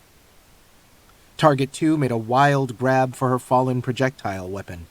I kicked the weapon over to Tiffany, who snatched it up and secured it. Yes, it was unnecessary and showing off. Aylin said, "We're unhurt." She sounded calm, a dry edge to her voice, but her forehead was damp with sweat and her heart rate was still elevated. Her jacket and shirt had been disarranged, like someone had grabbed her and pushed her. "Thank you for intervening." Gamila leaned against the wall, a hand pressed to her chest. "I'm not even sure what happened. They threatened us, wouldn't even listen to why we were here." "You're here to take our ship," Target 2 snarled, the feed translating. "You pussing corporates! You sent a SecUnit after us!" I turned to look down at her. "You didn't know they had a SecUnit until we broke in. Try again." Target 2's brow knit as she looked up at me and her mouth hung open. Target 5 moaned, "Shut up, Fen. They're going to take our ship." Aylin shook her head wearily, and Gamila said, "You should have thought of that before you attacked us." My drone sentries saw the station security response team thunder up to the outer hatch. Balin unwedged itself from its guard position, strode down the corridor, and folded itself down to get into the compartment. It extended a limb across to Gamila. She took it, and it led her out of the ship. Nobody moved until they were out of the way. Then the response team crowded in, and Aylin said, "Arrest everyone associated with this ship. They obviously don't want to talk to us here, so we'll do it at the station." Putting it mildly, it was weird to voluntarily walk into a station security office. I had never been to one before on any station. If I had, I'd be parts and recycler trash, and you wouldn't be reading this. SecUnits weren't normally used in stations in the Corporation Rim, and we sure weren't used in normal station regulation enforcement. We were only deployed on a station as an extreme measure, like repelling a raider attack. And stations with deployment centers weren't likely to be attacked anyway, unless there were an absolute shit ton of raiders or they were really stupid or both. Palisade Security, working for Grey Chris, had used a SecUnit as part of their hostage security team on Tran Roland Haifa because they were worried about me showing up. And they had used 2 SecUnits and a combat unit as fugitive pursuit when I escaped with Mensa. And look how that had turned out for them. But anyway, for most of my career as an escaped rogue SecUnit, staying away from station security had been kind of important. Preservation Station Security Office was next to the Port Authority, part of the barrier that separated the port's embarkation area from the rest of the station. Both offices had entrances into the admin section of the mall and the transit ring. Not long after I had first gotten here, I had accessed a map of the security office interior from the station archives. The first level was a public area, where humans came in to complain about each other and to pay fines for cargo and docking violations. Preservation had 2 economies, one a complicated barter system for planetary residents, and one currency-based for visitors and for dealing with other polities. Most of the humans here didn't really understand how important hard currency was in the Corporation Rim, but the Council did, and Mensa said the port took in enough in various fees to keep the station from being a drain on the planet's resources. The second level was much bigger and had workspaces, conference rooms, and accident safety equipment storage. There was also a separate attached space for holding cells and a larger separate section for storing and analyzing samples from potentially hazardous cargo, and a small medical treatment area that seemed to be mostly used for intoxicated detainees. The response team brought in the detainees through the transit ring entrance. Targets 2 and 3 had already come in on gurneys headed for the medical area, but the others were mostly ambulatory. The weapons scanners on the station's entrance went off on me, of course. It caused some confusion because the response team thought someone had screwed up and not searched the detainees properly. I stood there for 2 minutes and 12 seconds wondering if anyone would figure it out while they searched the detainees again, looking for the weapon the scanner was alerting on. In their defense, they had actually done the weapons search right the first time. I had verified it with scan and visual. And they had confiscated the detainees' interfaces. None of them were augmented humans. Apparently it wasn't common to be feed-augmented in the polities outside the corporation rim that used preservation as a way station. But not so much in their defense. They had forgotten a SecUnit was standing behind them. Finally, I pulled up my sleeve. Using my onboard energy weapons made holes in fabric so I'd have to get my shirt fixed, and held my arm up. "Hey, it's me." They all stared. Still woozy, Target 4 said, "It's a slitting SecUnit, you pussers! How stupid are you?" Yeah, these targets are going to be fun to chat with. I can tell already.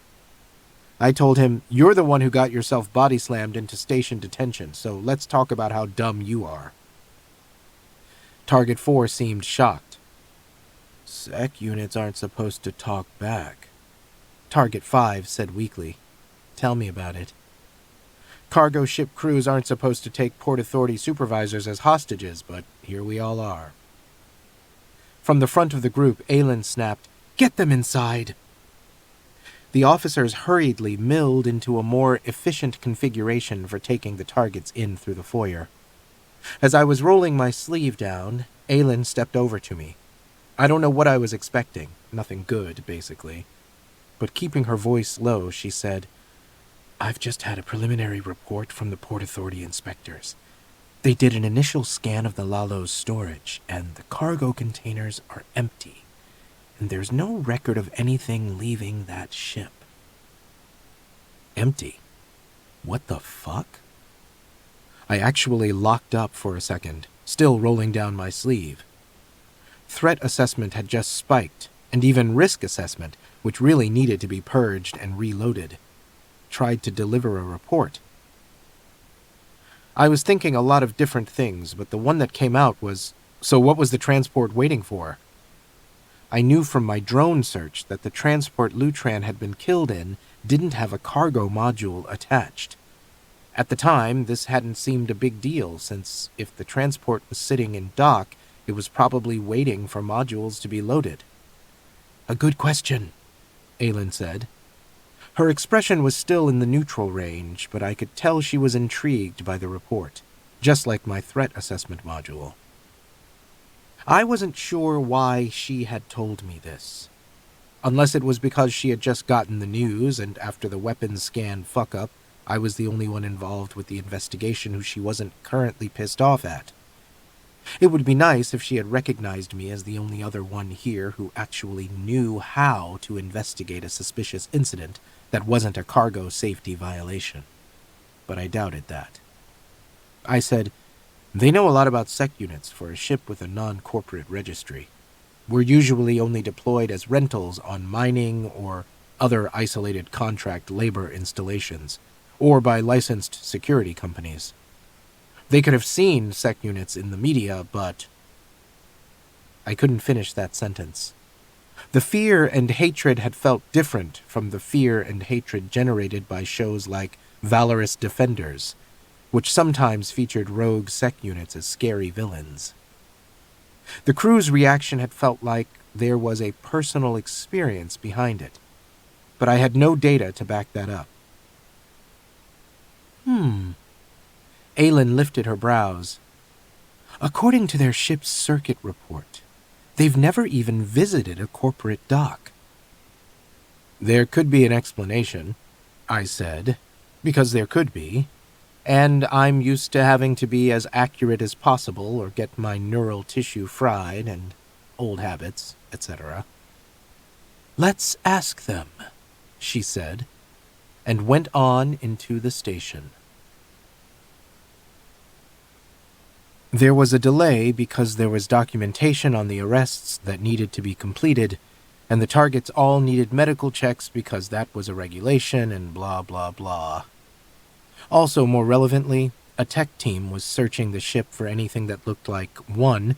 A contact DNA cleaner, and 2. Something that could cause the visual jamming effect with the transit ring's surveillance camera, or 3. A suspiciously fluid-stained floater cart. It also gave the Port Authority more time to pull corroborating documentation about the ship and the missing, non-existent cargo. I had feed messages, one from Rati asking if everything was okay and had I caught the murderer yet, one from Garathan, which was the same, except he didn't ask if I was okay, and one from Pin Lee saying she wanted me to contact her now. No, she meant right now. It was important. I had followed the others into the main office space on level 2, which had a large hollow map of the whole station in the center, with a running status display on all station locks, air walls, and other safety systems, plus a scroll of data on cargo regulation checks throughout the port. It was surrounded by work areas and floating display surfaces. Also, way too many containers with food residue. Ugh.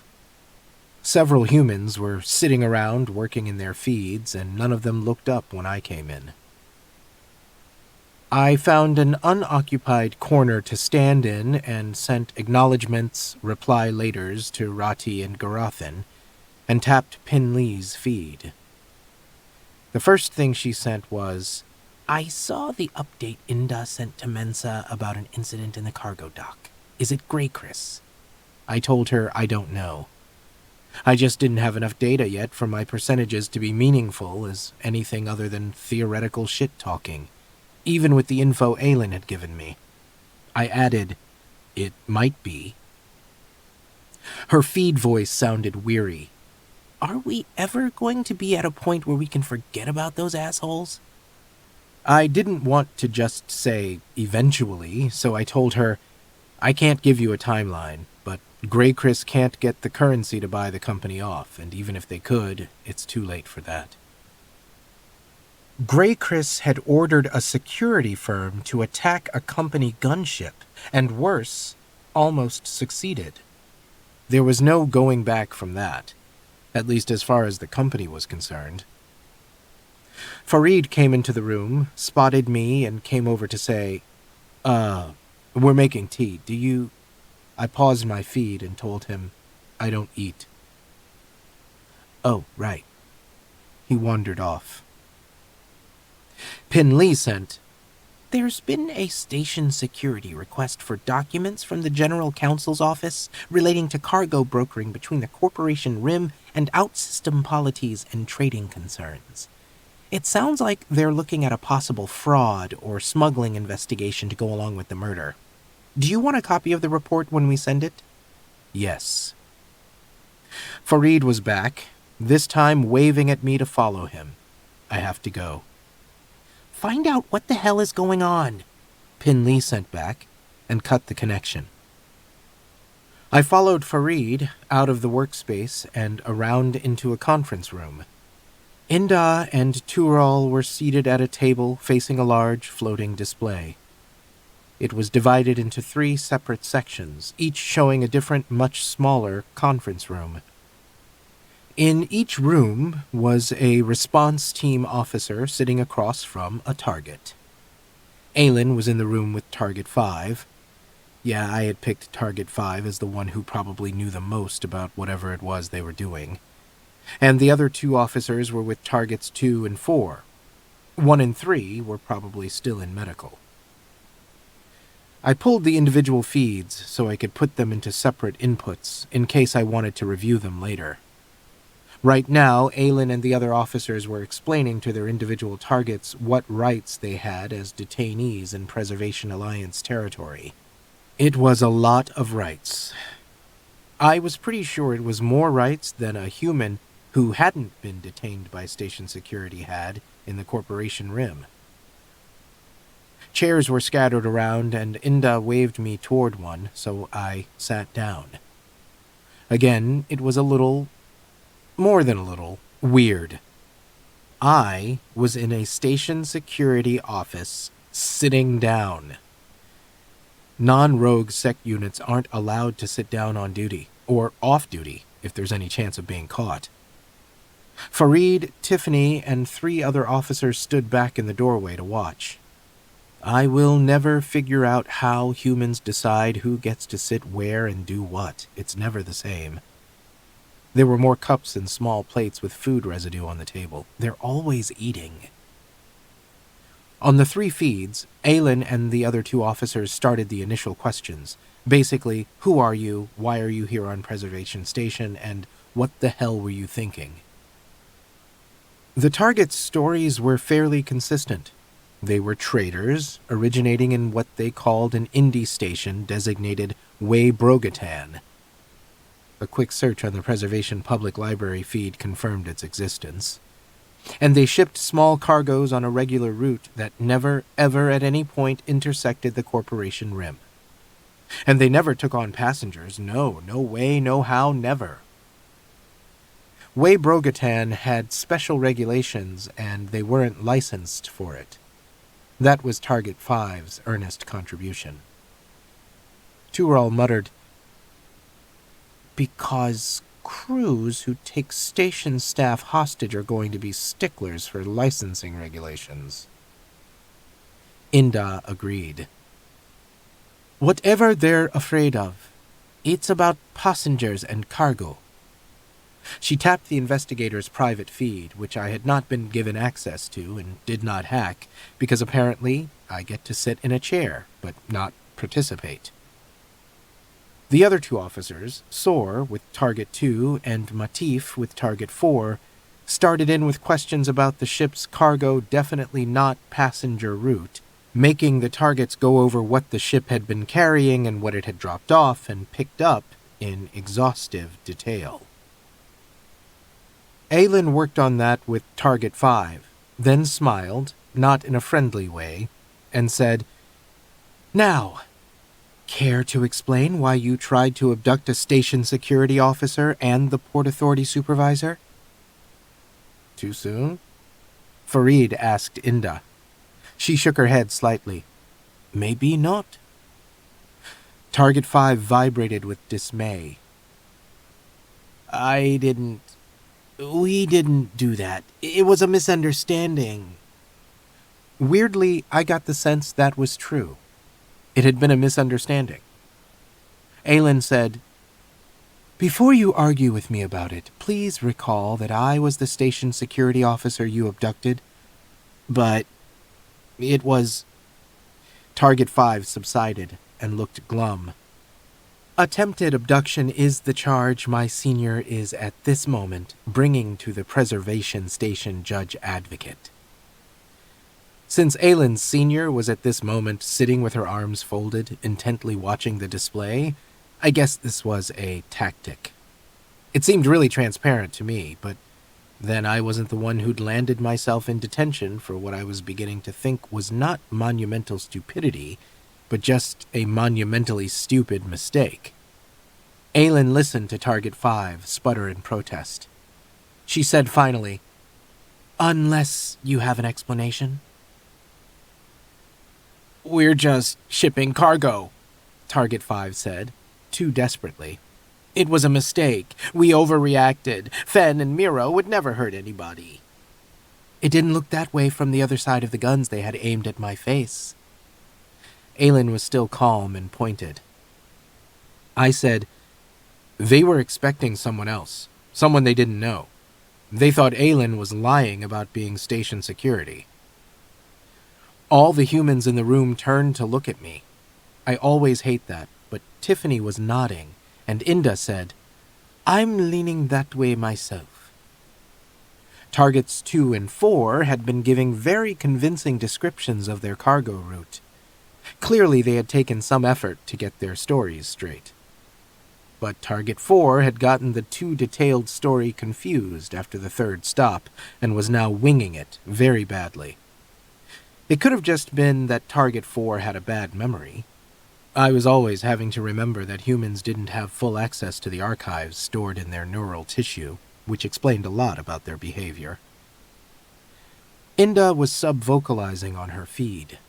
Aylin paused to listen, then said, "Who did you think we were?"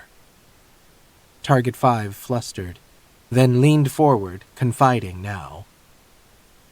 "The rings we go to aren't nice like this one. You can get your ship raided by the people who work there. That's what we thought it was." Aylin nodded, like there was some tiny chance in the realm of possibility that she was buying that. "These rings are in the corporation rim?" "No, no, no." Target 5 did an agitated shaking movement that was apparently emphatic denial. "We've never been there. Too many permits, we can't afford it, and it's dangerous." Aylin eyed her. Then she said, "Do you recognize this person?" and used her feed to throw an image of Lutran up on the room's display surface. The image wasn't one of the good close-ups of dead Lutran, but the one of him alive from the hostel. Scanners had been activated in the conference room, and the real-time reports were running alongside the video display. As part of the rights thing, Aylin had told Target 5 the scanner would be on, which I thought was playing way too fair. But maybe not, because Target 5 didn't show an elevated heart rate or any other neural cues indicating recognition. Target 5 frowned, a clearly, "why the fuck is she asking me this" expression. She said, no." Matif and Soar were getting similar reactions. Target 2 clearly thought it was a trick, and Target 4 demanded to know who that picker was. The humans all looked at the scan results, and I said, "Chances that they're lying are below 20%. I had tapped the scanner's raw feed so I could process the data faster. Tapping a feed that's been displayed in front of me is not hacking. Everybody looked at me again, then at Inda, who nodded, her gaze not leaving the display of Target 5's face. It looked like she knew what she was doing. It would be interesting to compare her data to mine. Then I remembered the main reason I was doing this was to make sure there was no connection to Grey Chris, and I wasn't going to refine my methods, such as they were. What they were being mostly crap I made up on the spot as I needed it, that sort of worked, and leftover company code analysis. Aylin tilted her head, an unconscious gesture while she was receiving feed reports from Matif and Soar. She said, "Here's a better view of his face." This time Lutran was dead in the image, lying where he had been dumped in the corridor junction. Target 5 shook her head slowly, eyes narrowing. "No, I don't know this person. Why are you asking me about them?" Similar reactions from Target 2 and 4. Well, 4 wanted to know if it was the same person in the two images. Matif looked like someone who was desperately repressing the urge to sigh. From Aylin's briefly preoccupied expression, I thought Inda had delivered another instruction via the feed. Then Aylin said, "His name was Lutran. He was found—" She stopped abruptly because the scanner spiked. Target 5 had had a reaction, a controlled flinch, and her skin was flushing as her internal fluids moved around. Target 2 blinked rapidly, also flushing. 4 said, "Fuck no." Inda said softly, "Oh, now, here we go." Aylin asked Target 5, "So you do know him?" Target 5 forced her expression back to blankness. "No." Target 2 folded her arms and pushed back in her chair. "I'm finished talking. You go ahead and throw us into tent." Target 4 said worriedly, "What about the others?"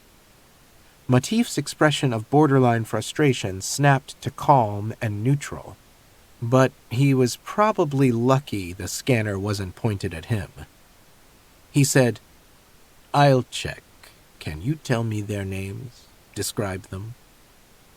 Aylin and Soar both stopped to listen as Target 4 described 10 humans, 3 of them adolescents. Apparently his memory was terrible for lies, but great for the truth, and I didn't, and the scanner didn't, think he was making any of it up.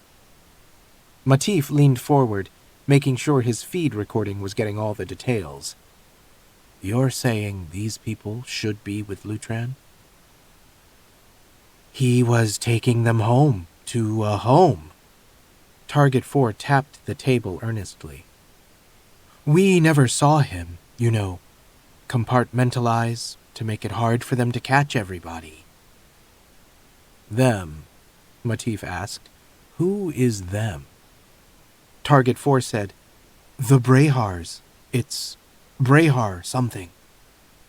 I ran a quick public library query while the humans were fumbling to access their interfaces. "Possibly Brehar Walhan. It's a mining corporate." I pulled more results, looking for connections. Oh, there was a big one. It owns a system only one direct 28-cycle wormhole jump from Weybroghatan. Inda's whole face was scrunched in concentration. Tural whispered, "People." The Lalo was smuggling people.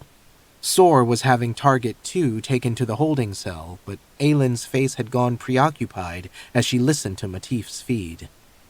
Target 5 watched her, frowning in growing consternation.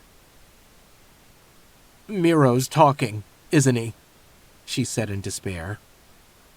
Inda relayed my info to Matif, who asked Target 4, "These people came from Brehar Walhan?" "Yeah, they were slaves," Target 4 told him. "They call it something else, but it's slaves, right? That's what it is. Out in the rocks." Putting together Target 4's story with what my library searches were turning up, Brehar Walhan had a mining operation in an asteroid belt. The type of mining meant the contract labor had the ability to move around, to go from one asteroid to another, but they had no way to get anywhere else in the system, or out of it, and Brehar Walhan controlled all access to supplies. But someone, Target 4 either wouldn't or couldn't supply a name, had started an operation where contract laborers would make their way to the edge of the asteroid field, where a ship would slip in, pick them up, and take them away via the wormhole, to a point where the targets aboard the Lalo would meet them and take them to a station where they would find the next step in their escape route. "The corporates don't notice?" Matif was fascinated but skeptical. "You taking out so many people at one time?" Target 4 was unfazed. "'Cause we're taking out their kids, duh. These people been out in those rocks so long they got kids older than me." Behind me, Tiffany said, "What the fuck?" Wait. Matif was having a moment. "Are you saying these people were shipped to this belt as contract labor, but they've been there so long they've had families, children, and those children are being born into slavery? They aren't allowed to leave?" "I know." Target 4 spread his big hands on the table. "Penis move, right? That's why we're doing this, duh. Our grand person was contract labor, like back in the back of time, before they got away and bought the ship." Aylin told Target 5, "Oh yes, he's telling us everything." Target 5 tried, "He has a head injury." Aylin was unimpressed. "He seems perfectly lucid." Inda was sub-vocalizing again, talking to Aylin on her feed. "Even if you took payment to bring those people here, it's not illegal. And it's not illegal to be a contract labor refugee on preservation. You can tell us where they are. We'll get them proper help. But you need to tell us how Lutran fits into this." Matif had just said, "But what did this have to do with Lutran?" "He was the one, the plan person, right?" Target 4 said. "He was supposed to handle what happened next." "What happened next?" Matif asked. Target 4 put his hands in the air. "I don't know. That's what I was asking you." Target 5 slumped back in her chair, telling Aylin, "Lutran was our contact. He always meets us at the station, whichever one it is." She added miserably, "If somebody killed him, they know about us." I said, "The perpetrator is a Brehar Walhan agent." I mean, probably. The chances were running over 85%. Inda flicked her fingers at the display surfaces, and Aylin and Matif stopped talking. She said, Not necessarily. We need to find out what happened aboard that transport. We know Lutran used it to get here, that it was involved in a cargo transfer contract with the Lalo, and that Lutran was killed aboard it. What does that tell us? Tural said, I bet the refugees were meant to go aboard the transport to be taken to its next destination. They made a vague gesture. The refugees either never made it to the transport or they were killed as well, and we just haven't found their bodies yet. Inda was frowning. Or the refugees killed Lutran? Because he demanded something from them, like payment? I said, what did the review of the merchant dock surveillance video show? Yeah, it was a trick question.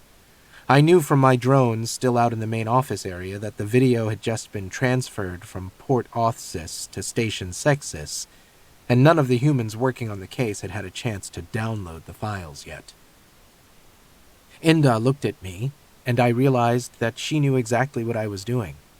She said, if that's your way of asking if you can review the video, then yes. She nodded to Tural. On reflection, I could have handled that better. Tural got into their feed and gave my feed ID permission to download the video. I pulled the files while they were explaining how to access and play the material, and got to work. Inda signaled for the questioning to continue, but there wasn't much left to find out. Target 5 gave in and supported Target 4's version of the story, and they both insisted that they didn't know what was supposed to happen after the refugees disembarked. All they knew was that Lutran would take care of getting them off the station to safety. We needed to find out where the refugees were now, if they were either A, murderees, or B, murderers. Concentrating on the video taken in the area around the Lalo's dock, within 1.3 minutes I had isolated the moments when the refugees had left the ship. That gave us more to work with than just the descriptions Target 5 had provided to Matif, though the camera's estimates weren't as good as full body scans. The refugees were dressed in work clothes, and a few had small shoulder bags. They looked lost, stopping to check the feed markers frequently and moving slowly, as if they had never seen a station like this before. Trapped in a contract labor camp spread out over an asteroid field, they probably hadn't. It didn't catch any attention in this section of the docks, where ships from a wide range of places disembarked a lot of humans who had no clue what they were doing. And one of the regular route merchants had just set a large, noisy crew loose. Plus, there were 3 cargoes being unloaded with varying degrees of efficiency and confusion. The Lalo had probably waited until the docks had gotten busy, to let the refugees mix with the crowd. The Port Authority personnel were obviously too worried about humans causing hauler-bot accidents to notice the quiet group hesitantly crossing the embarkation floor. I spotted Lutran entering the merchant docks 1 minute after the refugees left the Lalo. 17 minutes later, he left again. He had managed to avoid any cameras while inside the docks, so there was no indication of what he had done while there. It was too bad he was dead. For a human, he had been pretty good at this. I sent the images of the refugees to Inda and Tural, then checked the video near the merchant dock exits to see if we could get some idea of where the refugees had headed next. Then, it got weird. It got so weird I took extra time running the video back and forth, checking for anomalies and edits. The targets had been sent to detention cells to wait. And Aylin, Matif, and Sor had joined Inda and Tural to make exclamations over what they had found out instead of anything more useful. I said, they never left the merchant docks. What? Inda turned toward me. I threw the video onto one of the display surfaces. I accelerated the speed, pausing it for 2 seconds when any human, augmented human, or bot left either of the 2 exits. There's no sign of any member of the refugee party leaving the merchant docks. They disappear somewhere between the dockside cameras and the exit cameras' fields of view. The humans stared at the video, Aylin moving so she could see better. "They've changed their appearances," Soar began. Body types don't match. Since the security cameras used the same calibration standards, it had been easy to include a comparison check in the search. The security system noted feed IDs of known humans and augmented humans, security officers, Port Authority staff, the merchant crews who did regular runs to preservation. And I'd used them to annotate my sped-up video. There were only 7 unidentified humans who had wandered out of the dock exits during our time frame, none matching the body type estimates the system had taken from the refugees, and all 7 unidentified humans had returned via the dock entrance. I matched them on the dockside camera returning to their ships. Aylin shook her head and reached for a jacket slung over a chair.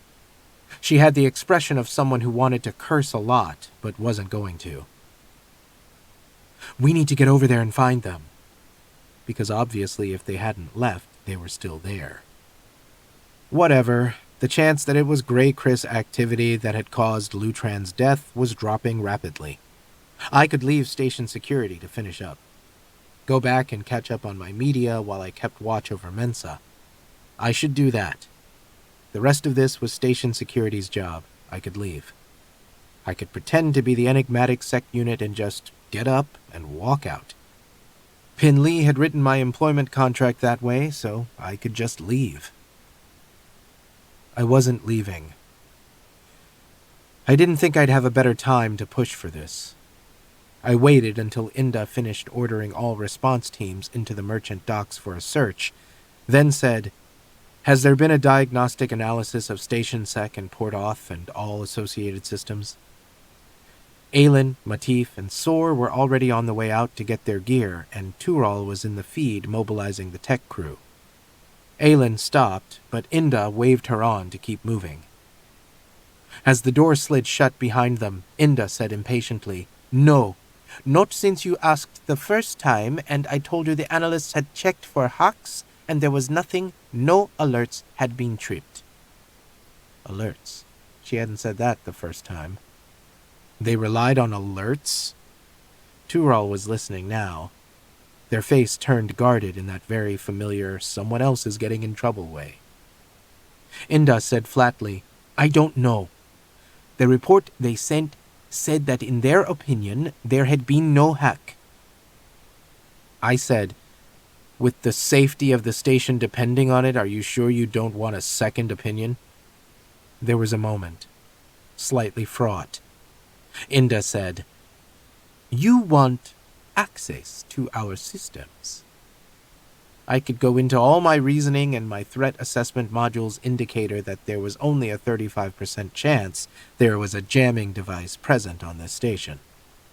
I was 86% certain that type of device actually existed somewhere, but I just didn't think it would be easily available, even to a security company.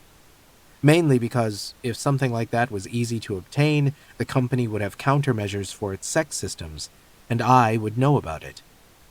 Obviously, it could have been a casualty of one of my memory wipes, or it could be something only available outside the corporation rim. But still. If someone had gotten far enough into the port's system to tamper with the camera video, they might have do anything. I could have also said that Inda had me, the best resource station security could have for this situation, and she was too afraid to use me. I said, "To check for hacking, yes." Tural shifted uneasily, but they were brave, and said, "We should make sure. If there has been interference with our camera video, we could be looking for the refugees in the wrong place." Inda didn't reply. It occurred to me if she turned me down, I was going to feel something. Probably general humiliation, and basically like an idiot. Which sucked because I had set myself up yet again. But what she said was, "How much access would you need? And how long would it take?" Okay. Huh. Admin access, under 5 minutes. I know 5 minutes was a hilariously long time, but I wanted a good look around while I was in there. Inda didn't reply. I figured it was about 40-60 between "it will take over the station and kill us all" and "this isn't the worst idea I ever heard." Then she said, "Only 5 minutes." "I'm fast," I said. "If the dock surveillance system is hacked, then everything on the Port Authority systems could be compromised." Inda said, "You don't have to spell it out quite so pointedly. I understand the consequences. But we have data protection on the security systems." Data protection, right. Guess what provides your data protection? Another security system. I had to make her understand. And that's what everybody says. When I walked onto Tran Roland Haifa and walked out with Dr. Mensa, that's exactly what they said. I know, very dramatic and also inaccurate. Dr. Mensa walked out barefoot, and I limped out, leaning on Rati and Garathan. But you see my point. Inda's mouth twisted in skepticism. Okay, fine then. I said, "Are the systems in the security station offices monitored for breach attempts?" Her brow furrowed. "Yes." I'd chosen the station sec office because it had a nested set of high security systems not connected to the Port Authority, so a demonstration there was unlikely to alert our hostile. I had several options to go with, having been in the systems and rummaged around a little when Mensa had first brought me here, before I stupidly promised not to touch anything. I decided on something showy. I took control of the visual and audio displays in the main workspace. Through the open door, we heard the humans in there make startled noises. Inda glared at me. "What did you—" I put a camera view up on a display surface. In the main office area, the three-dimensional station safety map was now showing episode 256 of The Rise and Fall of Sanctuary Moon. The scene 32.3 minutes in when the solicitor, her bodyguard, and the personnel supervisor are having a relationship argument that is abruptly cut off when a raider ship crashes into the shuttle bay. Tiffany, Aylin, and the others getting ready for the search stared at it in bafflement. "What the balls?" somebody said. Inda's face was interesting. She gestured to the display surface. "How are you getting this view of the room? There's no camera in there." I could have used a drone's camera, but this way made for a better demonstration.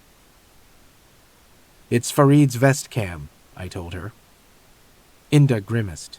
"You've made your point. Fix the screen," she said. "And check the systems for hacking." Chapter 6. After all that, it took me 6 minutes to find out the dock surveillance system had not been hacked. I didn't find anything. No aberrations in the logs, no anomalous deletions, no foreign code, no traces at all. So that's just great. There had to be something I was missing. Or maybe I'm just a robot with enough human neural tissue jammed in my head to make me stupid, who should have stayed with the company, guarding contract labor and staring at walls. Fortunately, Inda and Tural had followed the others out to the main office to get their gear for the search, and I could have an emotion on my face in relative private. I'd decided to stay, but I really wanted to leave. I'd been so sure I was right. I went out into the main office and told Inda, "There's no hack. The surveillance system was clear." I was braced for something. I had no idea what. But the fleeting look of disappointment that crossed Inda's face wasn't it. She grimaced and used the feed to revoke my system access. Aylin came in from the other room, pulling on a deflection vest. "The off-shift volunteered to come in early," she said, "and Supervisor Gamila is helping with coordination." "Good. Take all of them." Inda glanced at me. And SecUnit. Well, fine. An evidence team was still searching the Lalo, and Inda sent them an order via the feed that they might be looking for signs of body disposal. One theory was that the refugees had been killed in the docks by the Lalo's crew, and the remains somehow smuggled back into their ship. I know, if they could do that to 10 refugees, why didn't they do that to Lutran? But sometimes you have to look into every possibility, even the dumb ones. The Lalo search team had already found evidence that the refugees really had been aboard long enough to get here from a point near the Brehar Walhan mining field. The ship's recycler stats showed waste and water conversion from at least 15 humans for the duration of the trip, and the ship's stores had a suspiciously large amount of bedding and food, plus games for pre-adolescents. Yes, again, I know. Why bring them all the way here alive and in relative comfort, let them disembark, then kill them? Theoretically, the Lalo crew could have been paid to do that, but if there had been a hard currency transfer, it wouldn't have occurred on station, so there was no way we could find that out. Station security was only allowed to keep the Lalo for one preservation day cycle before they either had to charge the crew with something or let them go. Inda could charge them with the threatening and imprisoning or whatever else they had done to Aylin and Supervisor Gamila anytime she wanted, to give us more time to investigate, but she was holding off. Before we had left for the merchant docks again, Inda told the special investigation team, "If this circus act is telling the truth and they're the only lifeline those people trapped at Brehar Walhan have, then we'll release them without charge. Until then, I don't want to risk any information about this getting into out-system news feeds. Normally this isn't a problem, but..." She pointed her eyebrows at me. "We seem to be getting a lot of attention from the corporation ream lately. Like that's my fault." She continued, "I think we all realize by now that between the murder and the missing individuals, this is unlikely to be a single local actor. Our most likely perpetrators will be agents of the corporate entity Brehar Walhan, who came here specifically to stop this refugee operation. With the port closed, they're trapped here." I was with her right up until the "they're trapped here" part. I wasn't willing to count on that because it involved depending on humans and bots and systems I didn't have access to. Aylin had formed up 2 more teams to search the ships in dock, though station security was starting to run short of personnel. There were ships not attached to the docks, in holding positions around the station, who had either been stopped in the middle of approach or departure by the closure of the port. If we didn't find anything in the port, the ships stopped in departure were going to have to be searched next. Even with the responder patrolling out there to keep everybody from leaving, that was going to be a mess. From what I could hear over the team feed channel, the ships in dock were cooperating with the search so far. The teams were going with the story that they were looking for adults and adolescents who might be in the company of individuals who had committed violent acts on station, which was probably true. No, I was not helping with the ship-to-ship search because the humans thought there would be panic and resistance if any of the search teams tried to board with a SecUnit. Yeah, let's revisit that the next time you get held hostage. So I was searching the dock utility areas with the hazardous materials safety techs and the cargo bots. The modules had drives, but they weren't the kind you could turn on inside the station, so the cargo bots lifted and moved them for us so the techs could check the interiors. Since this was the oldest part of the transit ring, we were moving along the station side of the dock area, climbing in and out of outdated cargo storage chambers, safety equipment deployment corrals, office spaces that were long abandoned to storage. One of the techs muttered, "We can take our video and make a historical documentary." Another tech walked up to me. SecUnit, we need someone to help move this cabinet." "Then you should find someone to do that for you." I was not in the mood. Well, it's in a small space and Jolly Baby can't fit. They gestured to the cargo bot looming over us. Its name is not Jolly Baby. Tell me its name is not Jolly Baby. It was 5 meters tall, sitting in a crouch, and looked like the mobile version of something you use to dig mining shafts. Jolly Baby broadcast to the feed, ID equals Jolly Baby. The other cargo bots and everything in the bay with a processing capability larger than a drone all immediately pinged it back and added amusement sigils like it was a stupid private joke. I said, "You have to be shitting me." I already wanted to walk out an airlock, and this didn't help. The only thing worse than humans infantilizing bots was bots infantilizing themselves. Jolly Baby secured a private connection with me and sent previous message equals joke. And it added its actual ID, which was its hard feed address. So it was a stupid private joke. I don't think that made it any better.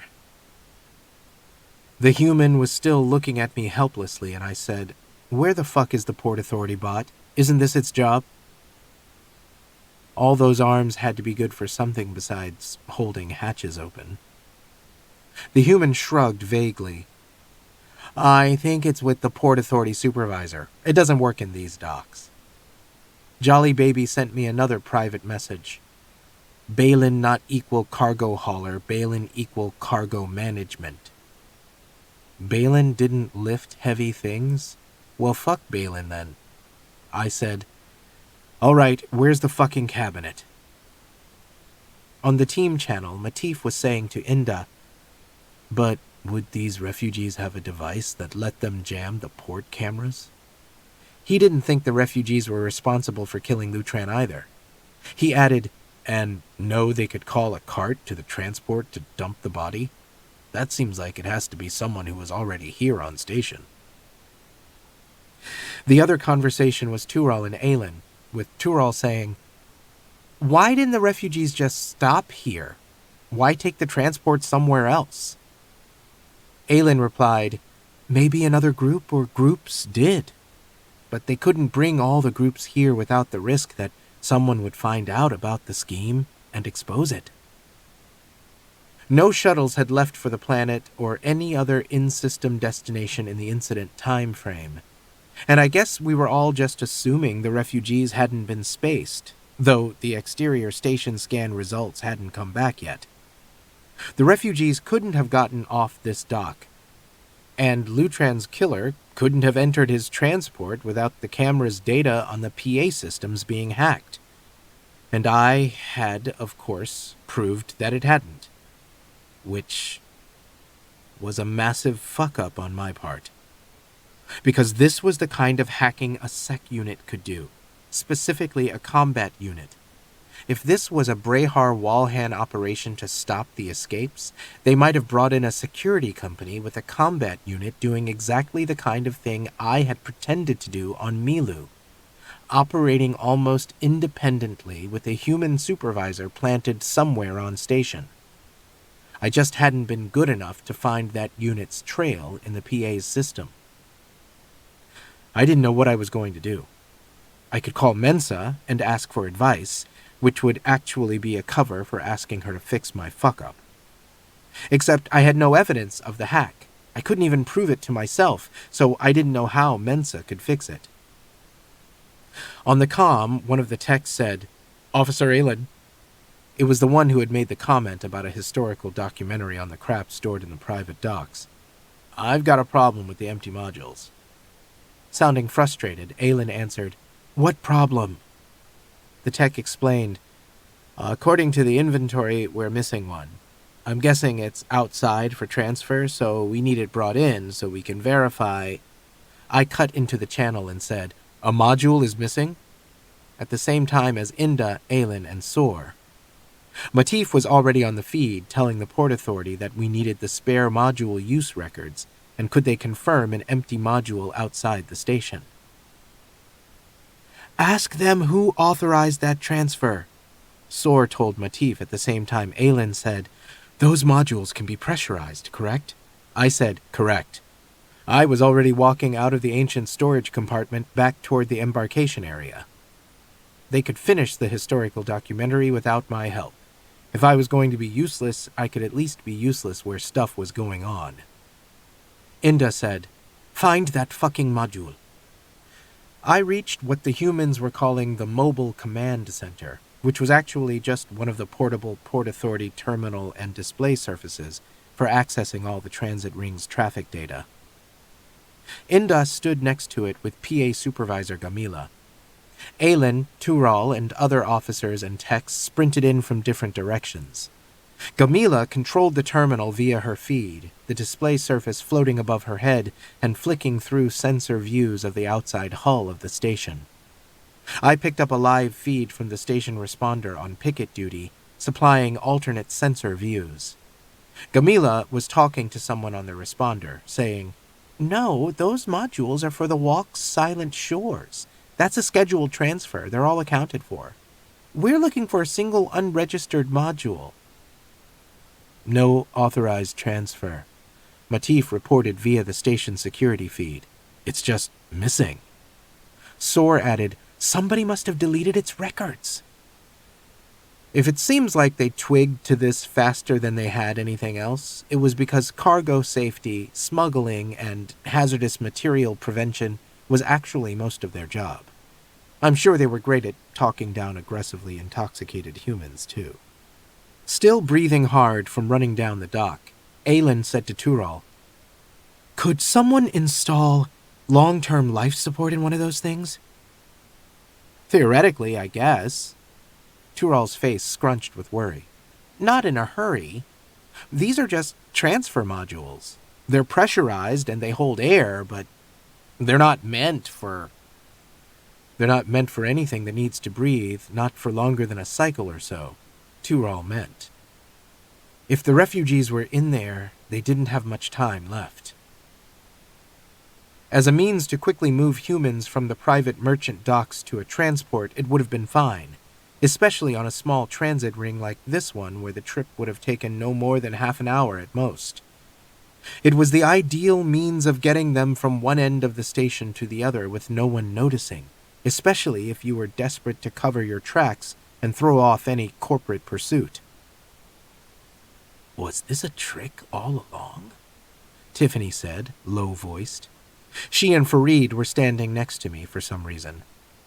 "Bring those people here, then put them on the module to kill them?" "No, that's way too elaborate. If they just want to murder whoever tries to escape," Fareed told her. Well, yeah. The Lalo had thought it was delivering the group of refugees to the next step in their route to safety. The crew had sent the refugees out to meet their contact, who they knew was called Lutran, though they didn't know what he looked like. There had been no reported disruptions on the embarkation floor, no fight, no struggle picked up by the cameras, so the refugees had had no idea they were in danger. So, working theory. Lutran meets the refugees and gets them to board the module that is due to be transferred from the merchant docks to his transport waiting in the public docks.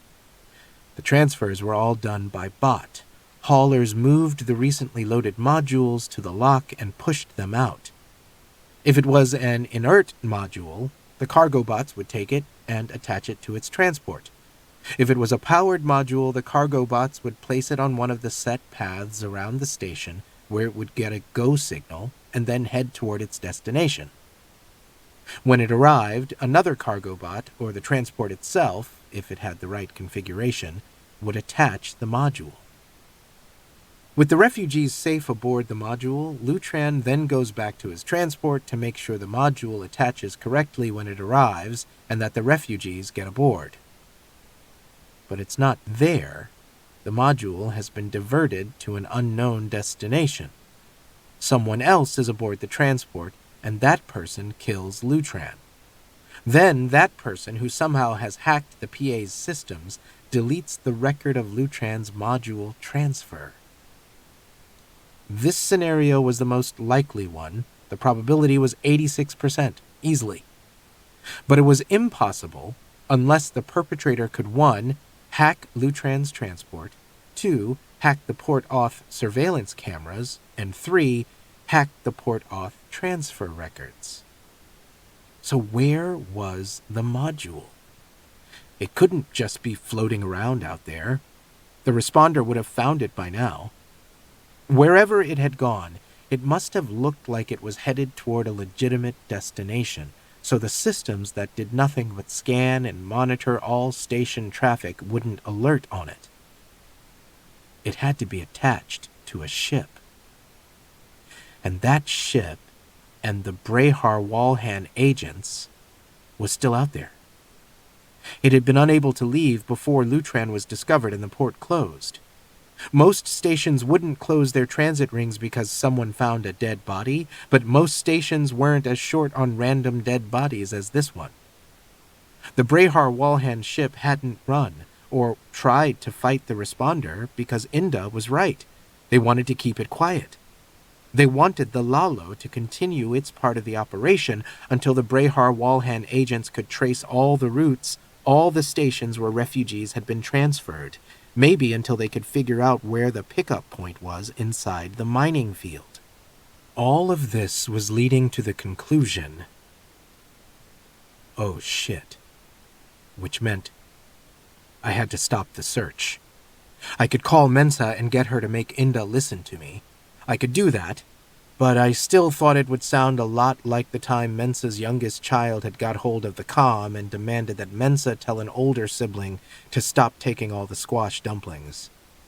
Mensa could make Inda listen to me, but it would waste time, and Inda being made to listen to me against her will was step 1 of a failure scenario. I don't know much about human interactions, but even I know that. I had to get Inda to trust me. I could start by talking to her, I guess. I had actually not tried that yet, really. I secured a protected feed connection with her and sent, "Senior Officer Inda, you have to stop the search. The module must be attached to a ship still holding position off the station. If the Brehar Walhan agents know we've found the module, they'll kill the refugees and run. Everything on the Port Authority system has to be treated as compromised. Whoever is on that ship could be using the dock cameras and Supervisor Gamila's comm to listen to you and your officers right now. If you find the module while they're listening..." She objected. "You said that system wasn't hacked." I said, "I'm wrong. Whoever did this is good enough not to leave any indication they were in the system. They are as good at this or better than I am." Oh yeah, it hurt to say that. Aylin was trying to say something to her, and Inda held up a hand to show she was on her feet. Her eyes were narrow and her mouth was thin. I had no idea what that meant. She said, "How do you know this hacker isn't listening to you right now?" Because that's how fuckers get permanently deleted, is what I wanted to say. What I actually said was, "I can secure my own internal system. I can't secure the Port Authority systems or yours." Inda hesitated, then switched to her all-team comm. "Aylin, come with me. We've got to reorganize this. I think we're wrong about that module," she told Matif. "Tell the search parties to resume, and we're extending the search to the public docks." Matif glanced at Soar, clearly dubious. All right. I mean, yes, Senior." Inda and Aylin were already walking away, and I followed them. Keeping her voice low, Inda said, "Comms off." Aylin immediately complied, and my drone video showed a visible shift in her attitude, from confused protest to still confused, but no longer protesting. Inda added, "SecUnit, I assume you can get me a secure connection to the station responder?" "Yes, this way." I secured a connection with Dr. Mensa's feed. "Hi, I have a request." I knew from her guard drones that she was still in the council offices on the other side of the station mall, working in her feed. "What's up?" "Senior Inda and I need to borrow your private office." Mensa's private office was close by, in the admin block with the Port Authority. But the important part was that her comm and security monitoring wasn't connected to either Station Sec or any of the Port Auth systems. It was a separate, secure system used by the Council. And it was really secure because one of the first jobs Mensa had got for me was to make sure it was up to date and resistant to corporate or other incursion. It was such a relief to step into a place where I had control of the security. As we crossed the tiled floor of the lobby, I felt the tension in the organic parts of my back ease. Mensa had notified her staff to let us through, and I removed us from the surveillance camera, just in case. One of her assistants opened the inner office for us. He had already closed and opaqued the transparent doors on the balcony that looked out over the admin plaza. He was used to me, and used to confidential council stuff, so he didn't even glance up at my drones, just nodded to us and slipped out as we stepped in. He said, "I'll be in the reception area, just message me when you're finished," and engaged the privacy seal on the door. Inda had been here before, but Aylin clearly hadn't, and looked around at the family images and the plants. It was a nice office. I had spent a lot of time on the couch. I used the feed to open the secure terminal, and the big display surface formed in the air above the desk. I opened the secure channel for Inda and for Mensa, who had been holding on her secure feed in the council offices. Then I sent a hail for the responder. When it answered, I opened the connection. Inda ordered the responder to scan the ships in holding positions off the station and sent the module's specifications. She told them there was a possibility the Port Authority systems had been compromised and they needed to communicate only with her or Aylin, and via the Council system and not Station Security's system. The responder asked for a confirmation order from the Council and Mensa supplied it. Mensa then signed off, telling Inda to contact her immediately if she needed any other assistance, and Inda thanked her. Then me, Aylin, and Inda were standing in the office looking at each other. Or they were looking at me, and my drones were looking at them. "You really think our systems are compromised?" Aylin asked. Inda had her arms folded, her expression grim. It had occurred to me she was maybe worried about feeling stupid too, if we were wrong about this. She said, "Yes, it's the only thing that makes sense." I had control of all inputs to this room's comm and feed, and I caught and bounced a comm call for Inda with Balin the Port Authority bot's feed ID. It was probably an important call from Gamila, but if something had blown up, the Council's system would notify us, and everything else could wait 5 minutes. It was time to be honest. I told Inda, "You were wrong when you said it was unlikely to be a local actor, but I think you know that now." Inda glared at me, but it was more wry than angry. "Is that what you think? Because you keep insisting it's a mysterious ultra-hacker." Okay, that one stung.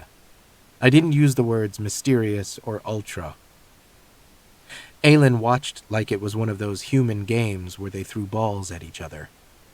I'd had to stop a lot of those while on company contracts. They violated the company personal injury safety bonds. Yeah, it was super fun telling the humans they couldn't do it because SecUnits always like giving their clients more reasons to hate them. But Aylin also looked relieved, like she was beginning to wonder if we were stupid or what. She muttered, "Thank the divine. Can we talk about it like adults now?"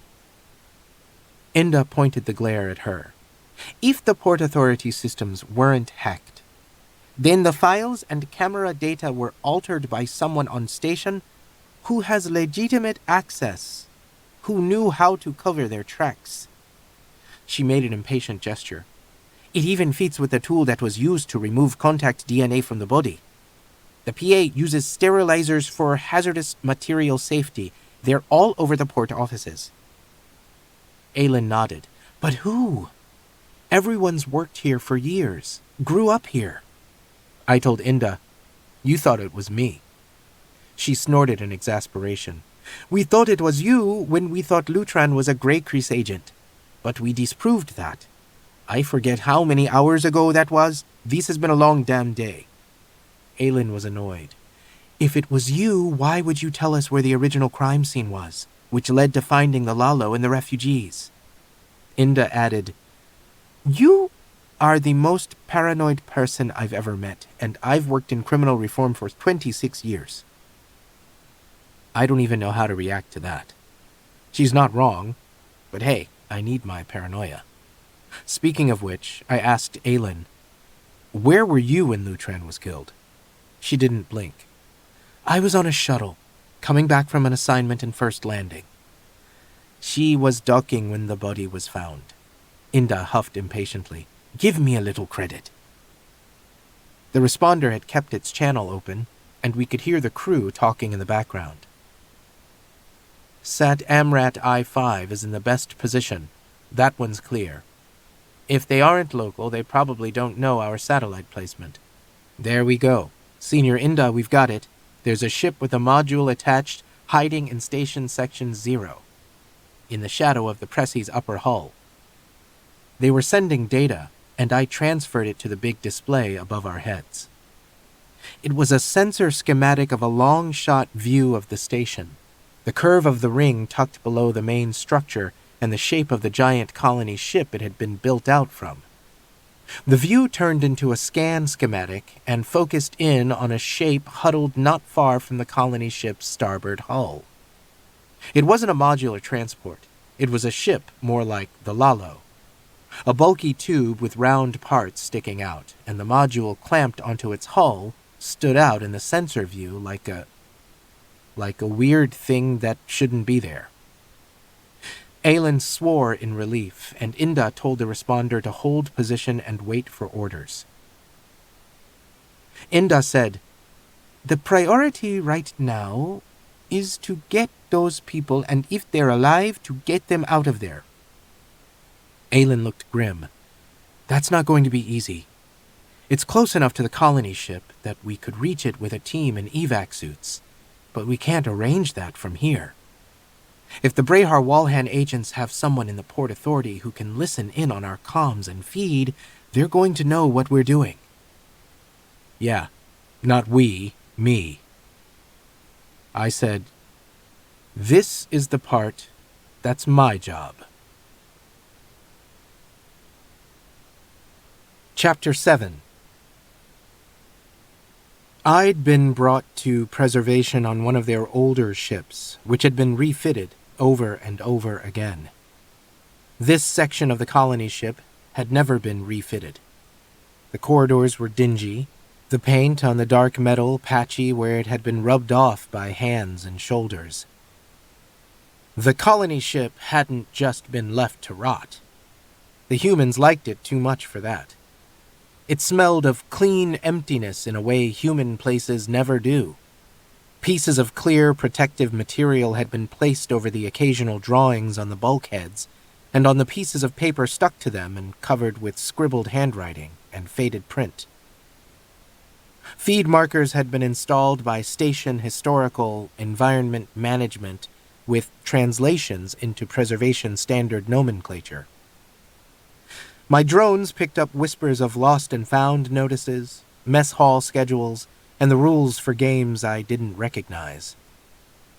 It should have been creepy. I had been in places like this that were really creepy, but this wasn't.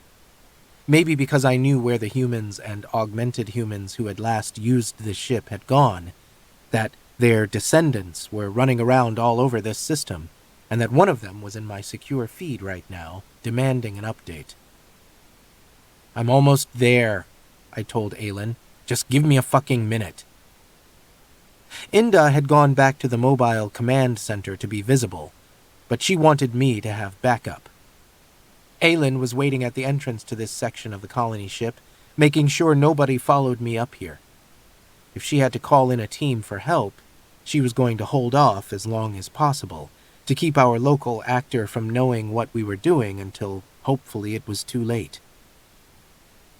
Aylin said, "You know, swearing during operations doesn't meet the professional conduct standards of station security."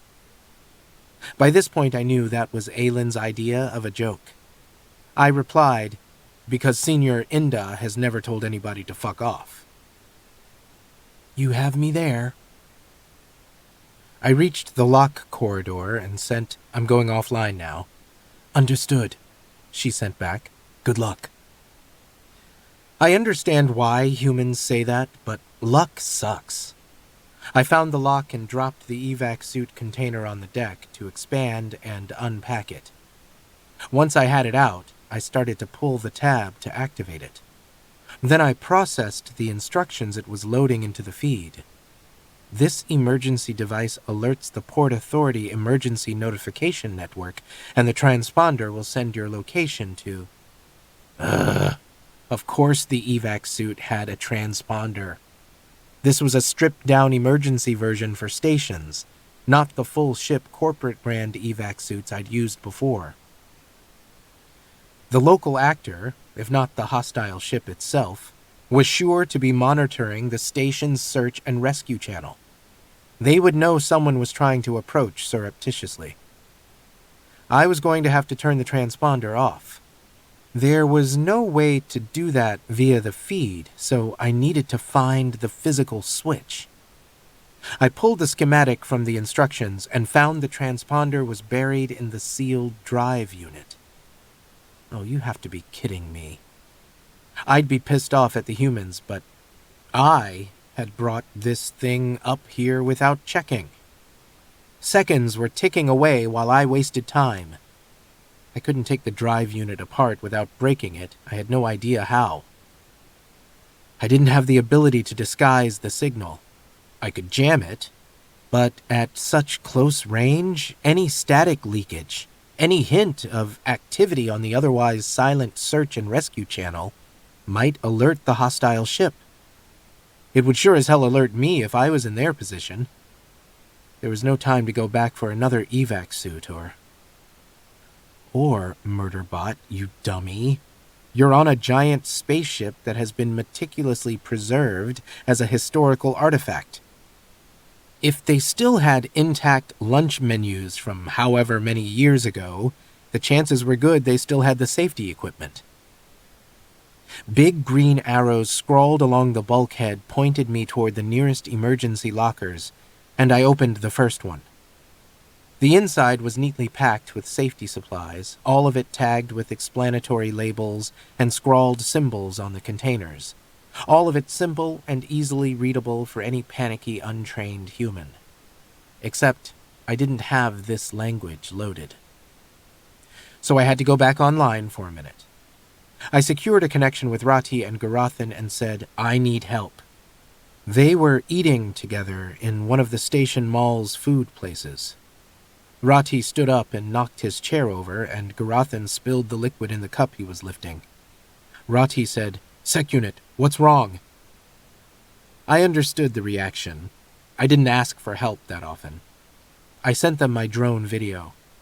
Which one of these things is most like an evac suit? Are you up in the Pressy?" Rati asked, baffled. "The closest thing I see to an evac suit in there is a life tender, but..." "There, third shelf down with the red tags," Garathan added. I yanked one out of the rack and he said, "Wait, why do you need it? What are you doing?" "It's a station security thing. I'll tell you later," I said, and cut the connection. Now that I had the name, I used the station feed to hit the public library, where I pulled a description and operating instructions from the historical records. The life tender wasn't so much an evac suit as it was a small vehicle. It opened into a kind of diamond-shaped bag with rudimentary navigation, propulsion, and life support. According to the library record, it was designed to get several humans off one ship and onto a new one, usually because the first ship was about to have a catastrophic failure. This one also had a transponder, but it was set to the colony ship's comm ID, which had been delisted as an active channel and turned into an audio monument, broadcasting historical facts and stories about the colony ship's first arrival in the system. It was unlikely the hostiles would be monitoring it, and the chatty broadcasts would provide cover for my comm and the life tender's location transmissions. The library entry also said life tenders weren't used anymore because without their transponders, they were difficult to locate and didn't meet preservation's current safety standards. Difficult to locate sounded good, though, like the hostile ship wouldn't know it was out there unless it specifically scanned for it, which was what I needed. The historical story currently playing on the colony ship's comm sounded interesting, so I set one of my inputs to record it as I carried the life tender to the airlock. Following the instructions, I pulled the tabs, set the safety to active, tossed it into the lock, and cycled it through. It was old, but its sealed storage was designed to keep equipment functioning for long periods of time, just like everything else on this ship. It was how these old colony ships worked. You couldn't be on preservation for more than 5 minutes without being forced to listen to a documentary about it. I just hoped all the documentaries were right. The life tender signaled the ship's comm that it was ready, and I stepped into the airlock and let it cycle shut. I could see the life tender on the lock's camera, where it had clamped itself around the outer hatch. Wow, that is just a bag, is what that is. I didn't need as much air as humans did, but I needed some, and it was really cold out there in the colony ship's shadow. This meant that if the life tender failed, it would take me longer to die, so I'd have longer to feel dumb about it than a human would. So here goes. I told my drones to get in my pockets and go dormant. Then I opened the hatch and leaned out to sort of fall into the tender. Okay, new problem. It's really fucking dark. The huge hull of the colony ship blocked any light from the primary, the station, the planet, whatever, which was probably why the hostile ship had picked this spot to hide. It's cold, it's dark, whatever was generating the air smelled terrible. I'm in a bag, in space. I thought about going back for the evac suit, but the chance that the hostiles were scanning for transponders on the station search and rescue channel was still hitting 96%. If what I was doing in this stupid bag was dumb, going out here with a beacon I couldn't turn off or disguise was much more dumb. Okay, fine, let's just get it over with. I sealed the bag's entrance and let the ship's hatch close. The tender was controlled via a local connection to its drive and navigation, so it could still be used if, say, your ship blew up and you couldn't access its comm or feed. I had the location for the hostile ship, and I fed it into the simple system, and my little bag headed off through the dark. I carefully explored the control options, and wow. I now knew why the bag was described as difficult to locate in a combat situation, because its power supply was so minimal it was almost non-existent. Even my body heat was already causing condensation. I found the menu for monitoring life support, such as it was. The bag had lights, but turning them on would just be stupid. Plus, I didn't really want to see what was happening. Then the bag bumped. It wasn't really a bump. It was more like a blorp. Into something solid, and stopped. I checked navigation, and holy shit, we're here. The bag's sensor system was primitive, but it knew it had blorped itself up against the curving hull of a ship. I detected the ship's feed connection, but it was silent. Not locked down, just quiet, as whoever was aboard tried to minimize contact. Modules didn't have an airlock. They relied on attaching to the transport or station cargo lock. I wouldn't have been able to open the module's hatch for the evac suit without killing everyone inside, so the plan had been to get into the hostile ship through its lock and then run around getting shot and murdering my way through whoever was aboard until I could get control. I hadn't used those exact words during the planning process with Inda and Aelin, but we all knew what we were talking about. But my maybe not-so-dumb bag made its own airlock. That was the whole point of it. If I could get the refugees out of the module and over to the colony ship's lock without the hostiles even realizing I was there, Then the responder would be free to take over the hostile ship. That plan was easier, plus 100% less murdery, and I liked it better. I liked it better because it wasn't a combat unit plan, or actually a plan that humans would come up with for combat units. Sneaking the endangered humans off the ship to safety and then leaving the hostiles for someone else to deal with, that was a SecUnit plan. That was what we were really designed for, despite how the company and every other corporate used us. The point was to retrieve the clients alive and fuck everything else. Maybe I'd been waiting too long for Grey Chris to show up and try to kill us all. I was thinking like a combat unit, or, for fuck's sake, like a combat bot. I got the bag to blorp along the hull over to where the modules should be, then along its side to where scan detected the outline of the module's access hatch. Once the bag was in place, its automatic functions took over and it enlarged itself to completely cover the hatch. The bag assured me it had made a secure seal. Okay, it hadn't lied to me so far. Now, this part might be tricky. I carefully felt around in the empty feed, looking for the ship's bot pilot. Oh, there it was. It was a limited bot pilot, just there to steer and dock the ship and guide it through wormholes. It was startled to be accessed, even though I was spoofing a Port Authority ID. It's usually easy to make friends with low-level bot pilots, but this one had been coded to be adversarial, directed to operate in stealth mode, and was wary of incursion attempts. It tried to alert its onboard sec system, but as the old saying, which I just made up, goes, if you can ping the sec unit, it's way too late. I took control, disabled the sec system, and put the bot pilot in sleep mode.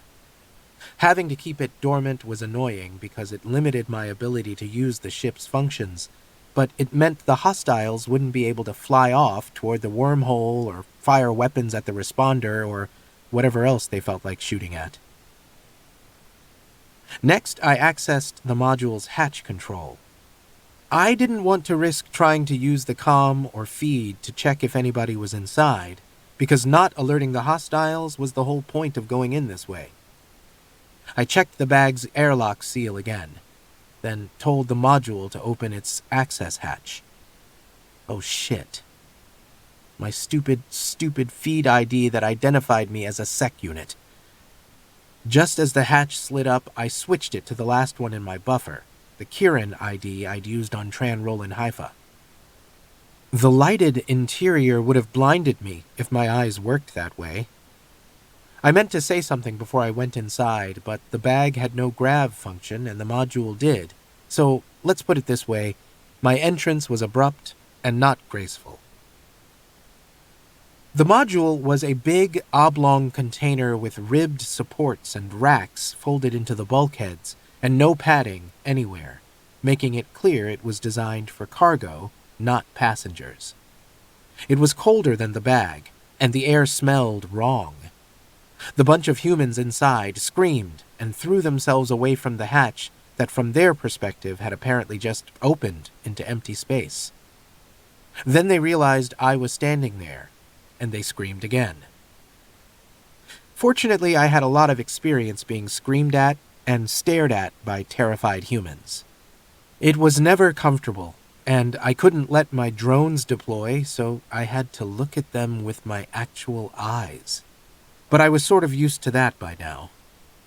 Also, I'd spent a whole trip through a wormhole pretending to be an augmented human security consultant for humans who badly needed one, so I had coping mechanisms in place. Sort of.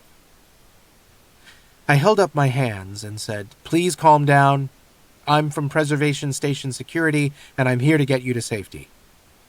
They huddled at the other end of the module, still staring, but I thought that was shock and surprise. I added, "You've been abducted by whoever is aboard this ship. They were not sent by your contact, Lutran." "We know that," one of the humans said. They started to unfold from defensive positions as they realized I wasn't here to shoot them. I didn't see any signs of serious injury, but from the disarray of their clothes and some visible bruises, they had been knocked around in the module at some point. I wasn't picking up any augments or interfaces, which made sense. Only the non-augmented contract labor would be able to leave Brehar Walhan without being traced, and the escapees would know to leave their interfaces behind. Their captors would have confiscated any comms or interfaces the Lalo crew had given them. Human 1 continued, "They're bounty catchers, sent by the supervisors." She pointed up. It could have been a trick, but I looked up anyway. Oh shit. The module is attached to a lock. An appallingly jury-rigged lock, way too small. The module's other hatch, the large one meant to load and unload bulk cargo, was open, sealed directly against the hull of the ship. For fuck's sake, I could see part of the ship's registration number. The ship's lock, roughly in the center of the opening, was only about 2 meters square and had no transparent panel, just a camera, and no controls to open it from this side. It was terrifying, both from a safety standpoint and an oh shit standpoint. It's a good thing I can have a horrified emotional reaction while also simultaneously pulling the latest video out of the ship's sec system, deleting myself in the open hatch, and starting a loop so if any hostiles checked their module camera, everything would look normal. Was there even an air wall behind that lock? Holy shit, who does this? The hostiles up in the ship might have heard the screaming. I lowered my voice. "We need to get you out of here now." I hadn't meant to say that next, but it just came out, because this could be such a disaster. All the hostiles had to do was disengage the seal on the module, and I'd lose every one of the humans. With the bot pilot down, they couldn't disengage via the ship's feed, but the chance that the seal had a manual release was high. My bag, blorping quietly to itself on the access hatch, was starting to look really friendly in comparison. I connected to the hostile ship's hamstrung sec system again and started to feel for more cameras. There wasn't a full set. Obviously, this crew didn't like the idea of a video record of all the fun they were having while hunting contract labor refugees. But I needed to get a view of the compartment on the other side of the hatch of jury-rigged terror. "So your station can send us back to the supervisors and get the bounty?" Human 1 said. The humans were all shivering and showing various signs of physical and emotional distress. I didn't know what the air quality rating was in here, but I could guess it wasn't good. This was no time to explain Preservation's attitude toward forced labor and the fact that the Council would be unlikely to allow corporate bounty collecting as an alternative income for the station. A bounty probably wouldn't pay for even a week of Jolly Baby's annual maintenance anyway. I said, "Contract slavery is illegal on Preservation. You have refugee status here, and no one can send you back or make you do anything you don't want to do. If I can get you back to the station." I pointed at the bag. I know, I felt like an idiot. "This is a life tender. You're going to need to get in it." The 3 humans in front, the brave ones, came forward, still afraid but desperately willing to be convinced. Human 1 stepped close enough to peer through the hatch, where the module's light was not being kind to my giant bag. "In that?" she said, as if honestly baffled. The others recoiled a little. "It's not as bad as it looks," I told her.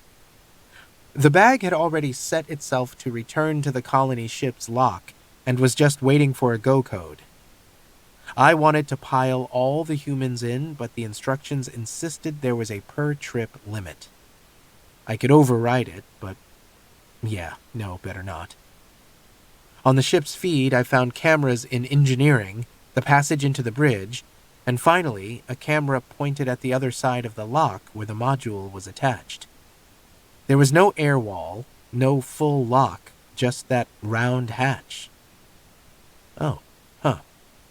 I think this is a modified raider ship, and that hatch is designed for ship-to-ship boarding. And there was a box attached to it that looked suspiciously like a manual release. Yikes. I mean, there had been an 80+% chance it existed, but seeing it drove home the whole oh shit aspect of everything. I needed to keep telling the humans to get in the bag. It'll hold 6 of you, and you need to get in, now. I pointed up at the obviously rigged for rapid decompression hole in the roof of the module. It's better than that. Was I going to have to make them get in the stupid bag? I really hoped not, because if they realized I was a SecUnit, this situation was going to go from awkward to really fucking awkward. It's self-guiding. It's a short trip. All you have to do is go through the station airlock when it opens for you. Then Human 1, still looking out at the bag, made her decision. She turned back to the others. Come on, the youngs go first. She picked out the 3 adolescents and 3 of the adults. There was some muffled crying and protests as she shoved them into the bag. They were afraid, they didn't want to leave the others, etc. The bridge passage camera picked up a human in tactical gear moving past. I said, How many aboard? Human 1 said, We only saw 2, but there has to be more. They opened the hatch once after we were locked on to look at us. Human 2 said, They said they wanted us alive for the bounty. Then Human 3 added, They got a SecUnit. They do? Did they? I hadn't caught any pings, and there's no way a SecUnit wouldn't have noticed when I took control of the ship's sec system. I'd had the theory that port auth system had been hacked by a SecUnit or combat unit, but that didn't fit with our current working theory that there was a local actor who had legitimate port auth access. Did you see it? Behind the others, in the armor, 3 said. 2 and 4 nodded. 1 made a noise under her breath, and I said, You don't think it's a SecUnit. I should have been more careful there, but I was trying to get into the ship's memory archives without waking the bot pilot, and with my drones hidden, I was mostly looking at the hatch or the bag. I wanted schematics, controls for the jury-rigged lock. No, they could still use the manual release. I couldn't jam that from here. Another hostile in tactical gear left the bridge. Yeah. I think they're alerted on me somehow. Human 1 said, They use SecUnits up in the processing centers, not in the back rocks where we were most of the time. When the 6th human tumbled into the bag, it signaled that it was at capacity and ready to leave. I let the module's hatch close. Then I wished I'd left a drone in the bag so I could monitor it directly. Whatever. I was just going to have to trust the damn bag. At least I had its channel as an input, and could tell it had sealed itself and scooted off to take the most direct route back to its home airlock. How long will it take? Human 3 asked. Not long, just a few minutes, I said. If we were lucky, there would be time for a second trip and I wouldn't have to do this the hard way.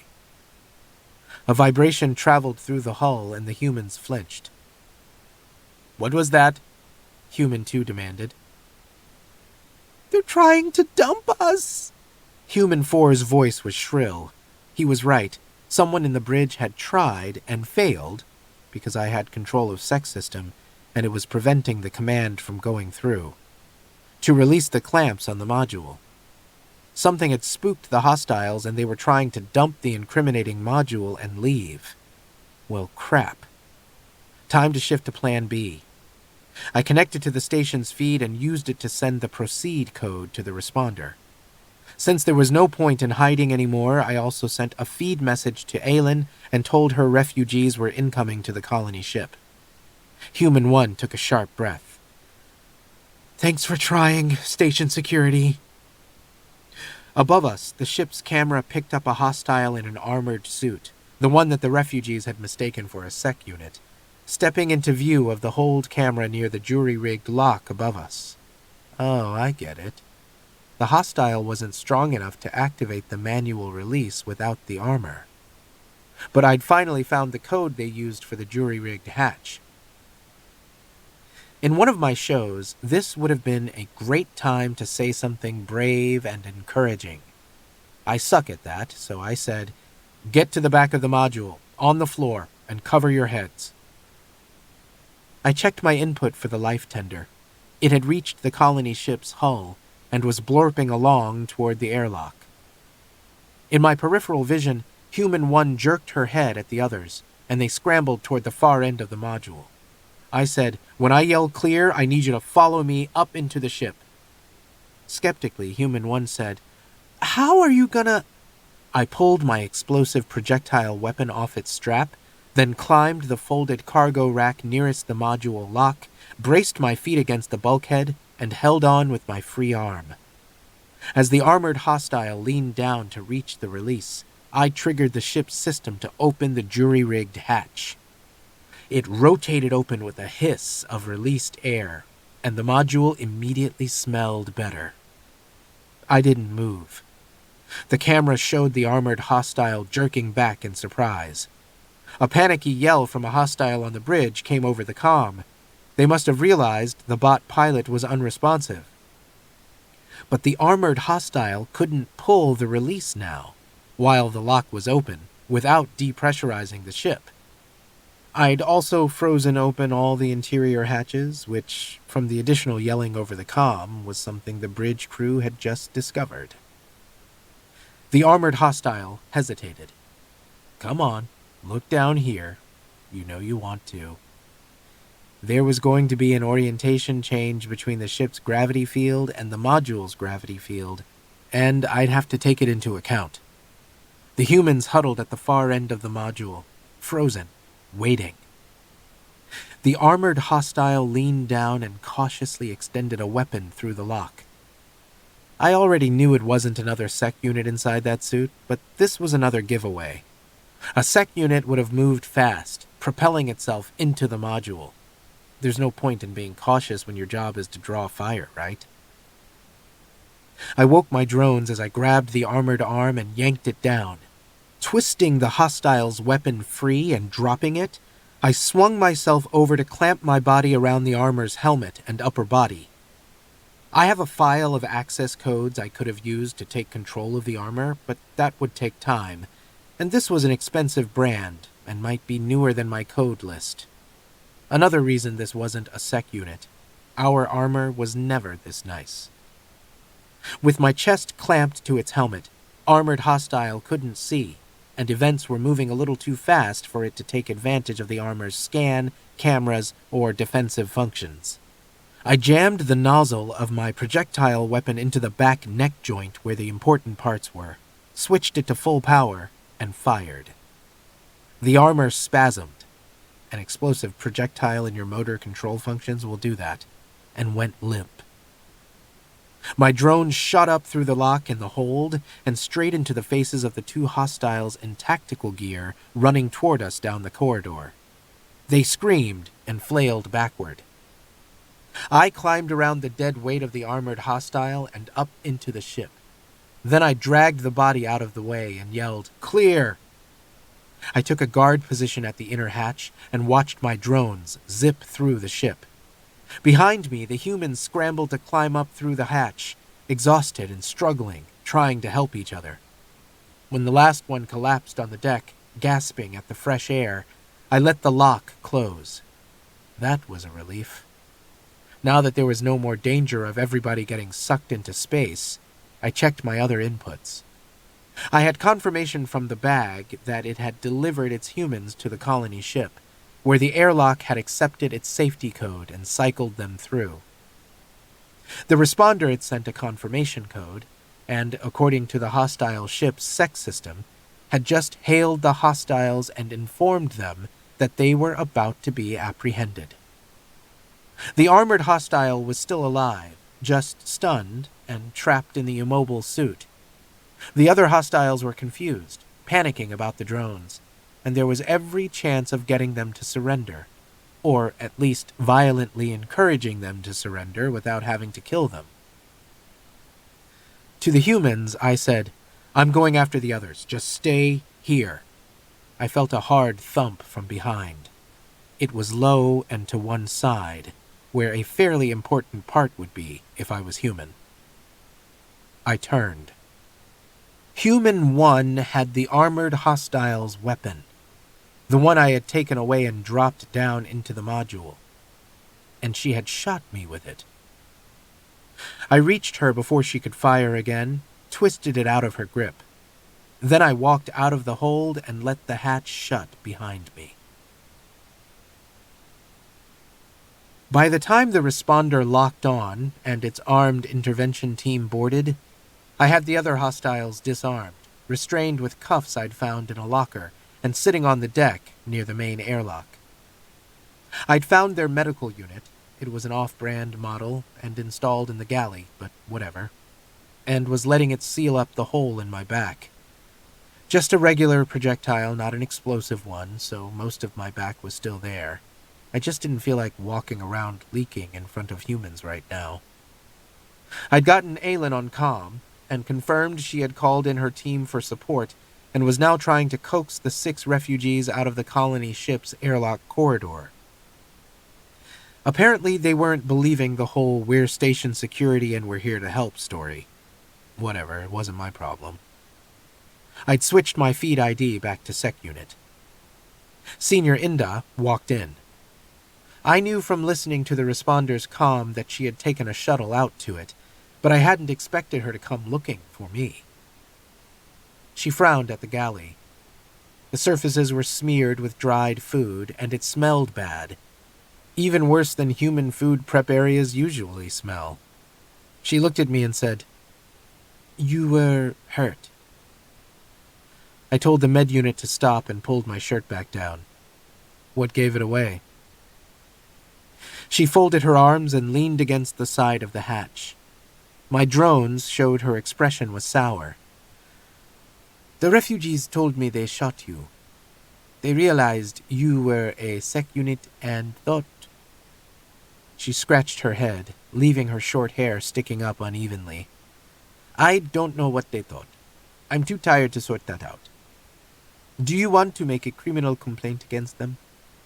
"Uh-huh. Very funny. No." I didn't want to talk about it, so I stared at the wall. I just wanted to get off this ship, back to the station, back to my regular job making sure no one killed Mensa. My short-term contract is completed. "Is it?" Inda lifted her brows. "Do you know who killed Lutron?" With everything else, I'd forgotten about the original objective of this whole mess. "No, who?" Now she rolled her eyes. "I was asking you." "Oh, right. But the hostiles will know who they were working with in the Port Authority." "We questioned them briefly, and they say they don't. They were given some instructions to send to a scramble-coded feed address, and they have no idea who was on the other end. We checked, and the address has been deleted.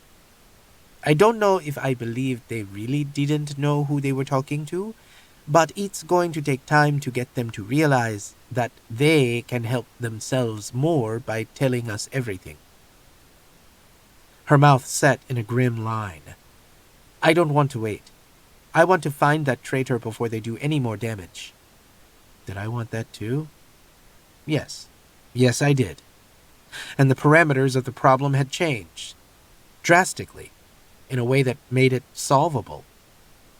Our suspect pool had been a bunch of humans and augmented humans wandering around in the merchant docks mostly unobserved and not interacting with station systems, as we tried to identify an actor who could remove themselves from the few surveillance cameras at will.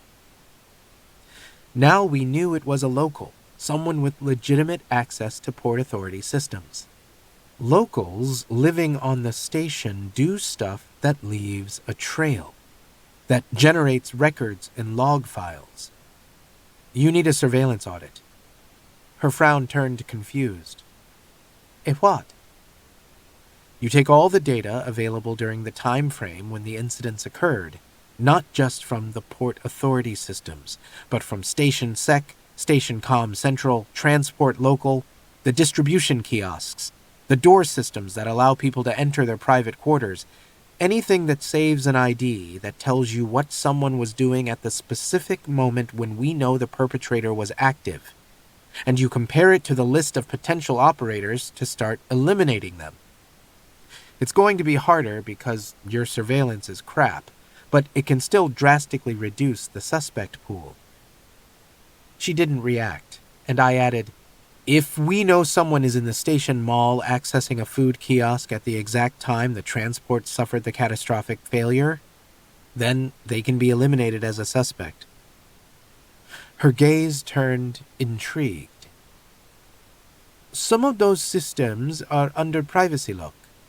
We'd need a judge advocate to release their access records, but the others... Then she shook her head. We narrowed down the time of death, but it's not exact.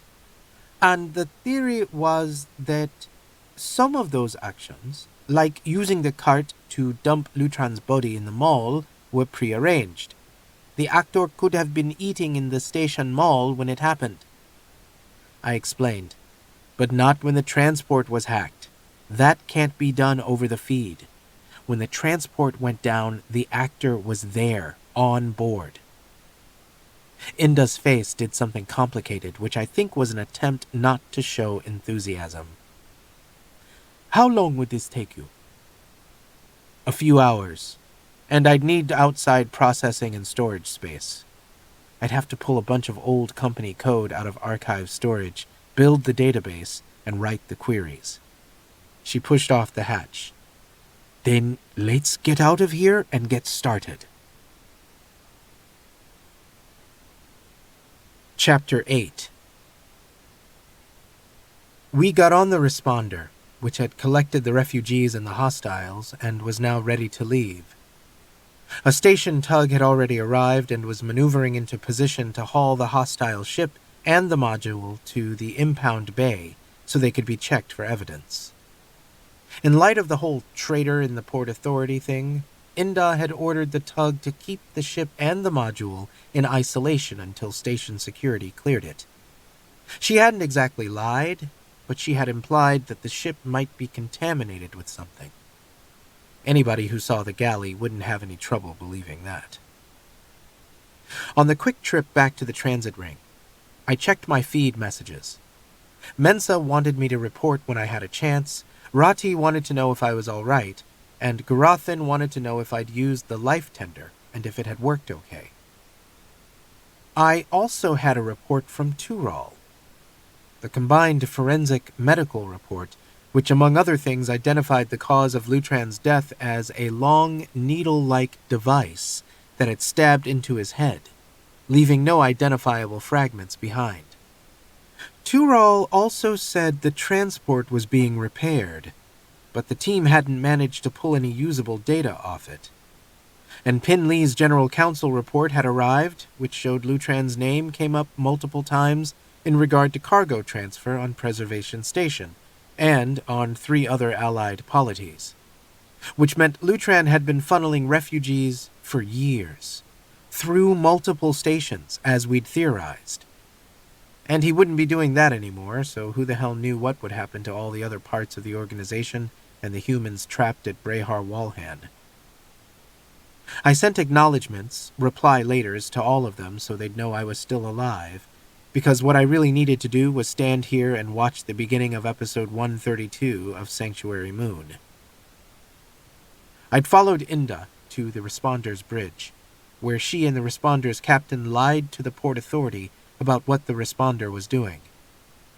They told them that a trader ship had had an onboard emergency that caused a comm and drive failure, and that the Responder had alerted because it looked like the ship was trying to break port lockdown and leave. The misunderstanding had been cleared up now, and the Responder was arranging to bring the ship in for repair. I thought it was too complicated for a good lie, but whatever. As we docked, I followed Inda down to the airlock foyer to disembark. She stopped abruptly at the top of the corridor, and I didn't run into her, because unlike the humans who are usually following me, I pay attention. Audio picked up movement ahead. I sent a drone around the corner for a look. Oh, right. They were leading the refugees off the ship, and she didn't want them to see me. Which, fine. But standing there, I thought of something. Whoever the actor was in the Port Authority, it was a human or augmented human who thought they were pretty clever and able to manipulate systems to their advantage. Maybe we could get them to try again. I secured a connection with Inda's feed. I have an idea. She replied, "Well, your last idea didn't work out so badly. Let's hear it." The hard part had been deciding what was going to be the bait. It couldn't be me. The important part, the thesis, I guess, of our theory was that the actor was a local with access to Port Authority, if not station security systems. This person would know what I was, and that attempting to attack me was not a good idea. I wasn't in a great mood right now, so it was an even worse idea than it usually was. And there had to be some explanation of why the bait human knew who the actor was, so it couldn't be a station security officer or a random station resident. I suggested Target 4 from the Lalo, who had all the characteristics of a human who could be talked into doing anything. Inda disagreed, on the grounds that Target 4 had been talking to anybody who got within range while he was on detention in the station, and there was too high a chance that the actor would realize he didn't know anything he hadn't already told us. She thought it had to be one of the refugees, who had all had an opportunity to overhear, get information from the bounty catchers. Which meant that even though it was my plan, I couldn't be in the middle of it. Which, whatever. I didn't want to be in the middle of it where the excitement was. I wanted to be in an office working on a giant database in case the stupid plan didn't work. For the refugee bait, Inda chose Human 3, the one who had been convinced the armored hostile was a SecUnit. She went to talk to him with the new special investigation team she had conscripted from the Responder's crew. They had all been in the Responder, which had been undocked on picket, so they couldn't have been in the transport to kill Lutran. The other special investigation team was still potentially compromised, except for Aelin and Inda. And me, I guess. Human 3 was in the Responder's medical compartment because he, or someone else, I was betting it was him, had forcibly removed an interface from the skin of his forehead before leaving Brehar Walhan, and it had become infected. Either the Lalo crew hadn't offered the use of their med unit, or with his curly head hair flopping over the wound, they hadn't noticed. He was sitting on the med platform, listening to Inda explain what we wanted him to do, with the other members of the new team gathered around. I wasn't there because I'm an evil SecUnit. I was out in the Responder's secure bay, waiting for Inda's request for system processing space for our database to be approved, checking my inputs, pulling and sorting code out of my archive, and watching the conversation via drone. Human 3, hair pulled back with a big patch of new skin on his forehead, said, "I'll help you, but you got a SecUnit here. It's probably passing tales to Brehar Walhan." This would bother me more if it wasn't so fucking typical. So it surprised me when one of Inda's conscripted Responder team members said, "It was the SecUnit got you out of that module. You wanted to stay in it? It's coming with the tug. You can hop back in." No, we're not corporates. We have laws. One of which is it's illegal to put people in transfer modules, so he couldn't get in it again, even if he wanted to," Inda said, leaning against the bulkhead with her arms folded, as if none of this was urgent. "What we should do is charge his friend for shooting a station security consultant." Human 3, whose actual name was Mish, looked uneasy. "Are you going to do that?" Inda said, "No, Because I understand she's experienced extreme trauma, and because the consultant refused to make a complaint. Now, are you going to work with us so we can find our killer and I can clear the Lalo crew and send them back to their ship? Or is this just how your whole group treats people who get hurt trying to help you? I didn't say I wouldn't do it, Mish grumbled. I just want to know why you have a SecUnit if... So that's how that was going. It was the end of the day cycle and the station agencies were shutting down for their rest period. But I had asked Mensa to push through station security's requests. By the time Inda came out into the bay, I'd gotten a feed message that Station Resource Allotment had approved the temporary processing and storage space we'd asked for. I'd already received a notice that I now had access to Station Sec and provisional access to Port Auth. We still needed to arrange data dumps from the station mall systems we could get without needing permission from the judge advocate. But even without those, I thought we had enough to get started. If I was lucky, I could at least get the original special investigation team uncompromised with the data I had so far, once I could get it into a usable form. Their help would make the bait operation easier. Inda walked up to me saying, "So that part's done?" "I just got a feed message from Aylin. She wants you over in the security office. The responder team will be bringing Mish with them, and I'll meet you there." Threat assessment spiked. "Huh." I said, "So you're staying here?" Her expression turned hard. "Not that you have any right to ask, consultant. But I need to go to the merchant docks and try to stand down the search teams in a way that won't alert our traitor. Because wandering off alone across the transit ring when we're trying to bait a murderer to act sounds like a good idea to you." Inda glared at me. "You talk to Dr. Mensa like that?" "Yes, that's why she's still alive." She kept glaring. I was glaring at the air next to her head. She rubbed a spot between her eyes. "Fine. I'll bring a couple of the responder crew with me." I waited around long enough to make sure she did. I left with them through the secure entrance and the air wall, past the access for the responders' dispatch station where I split off to cross the public docks toward the security office. It was quiet except for the whisper of the airflow and the low hum of active energy fields. Not anomalous, since the last cargo transfer had been completed hours ago, and there wasn't any reason for anybody to hang around in here now. The transport crews were either on board their ships or in the station mall. It was perfectly normal and not creepy at all. I was poking at threat assessment, trying to get a breakdown of the factors that had caused that spike. I had a lot of drone inputs sending me video and other data, but the reaction had been to what Inda said, not anything to do with Mensa's security or anything else I was monitoring. And it had spiked before I had seen how empty the public docks were, with the cargo bots all gone to the merchant docks to help with the search.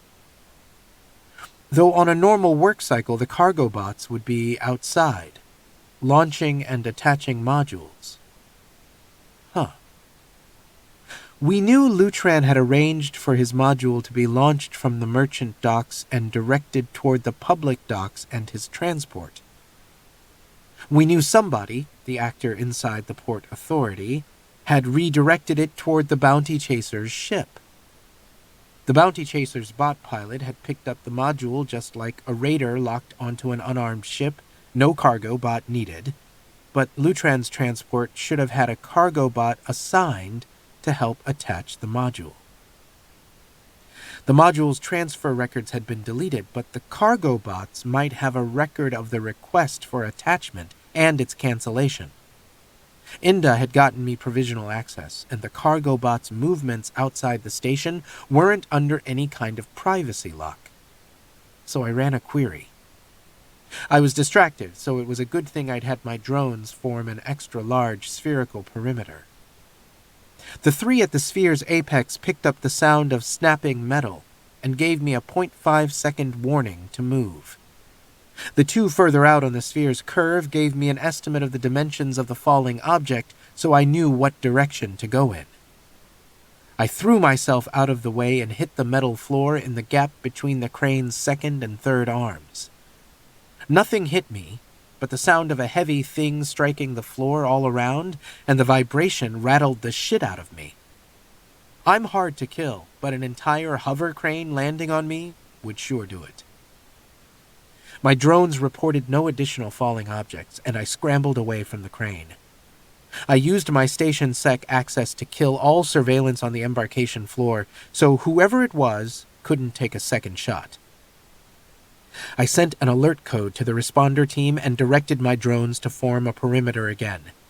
With nothing else heavy about to fall on me, I did what I should have done before I left the secure bay and used the comm to call Aylin. Farid answered. "Special Investigator Aylin can't take your call. Can I help?" "Farid, this is SecUnit. Did Aylin send a feed message to Inda telling me to meet her in the security station office?" "I don't know." He sounded startled. "Maybe. She's not here yet, and she's off feed for a quick break. It took forever to talk the refugees out of the colony ship's nav control, and I think she just needed some personal time. Find her. Make sure she's all right." Hopefully Aylin was in a restroom and not dead somewhere in a corridor. Then I signed off, because my query had returned results. The cargo bot scheduled to attach Lutran's module to his transport had been cancelled by the Port Authority and directed to the opposite end of the public docks. Which wasn't helpful because we knew our actor was in the Port Authority, so...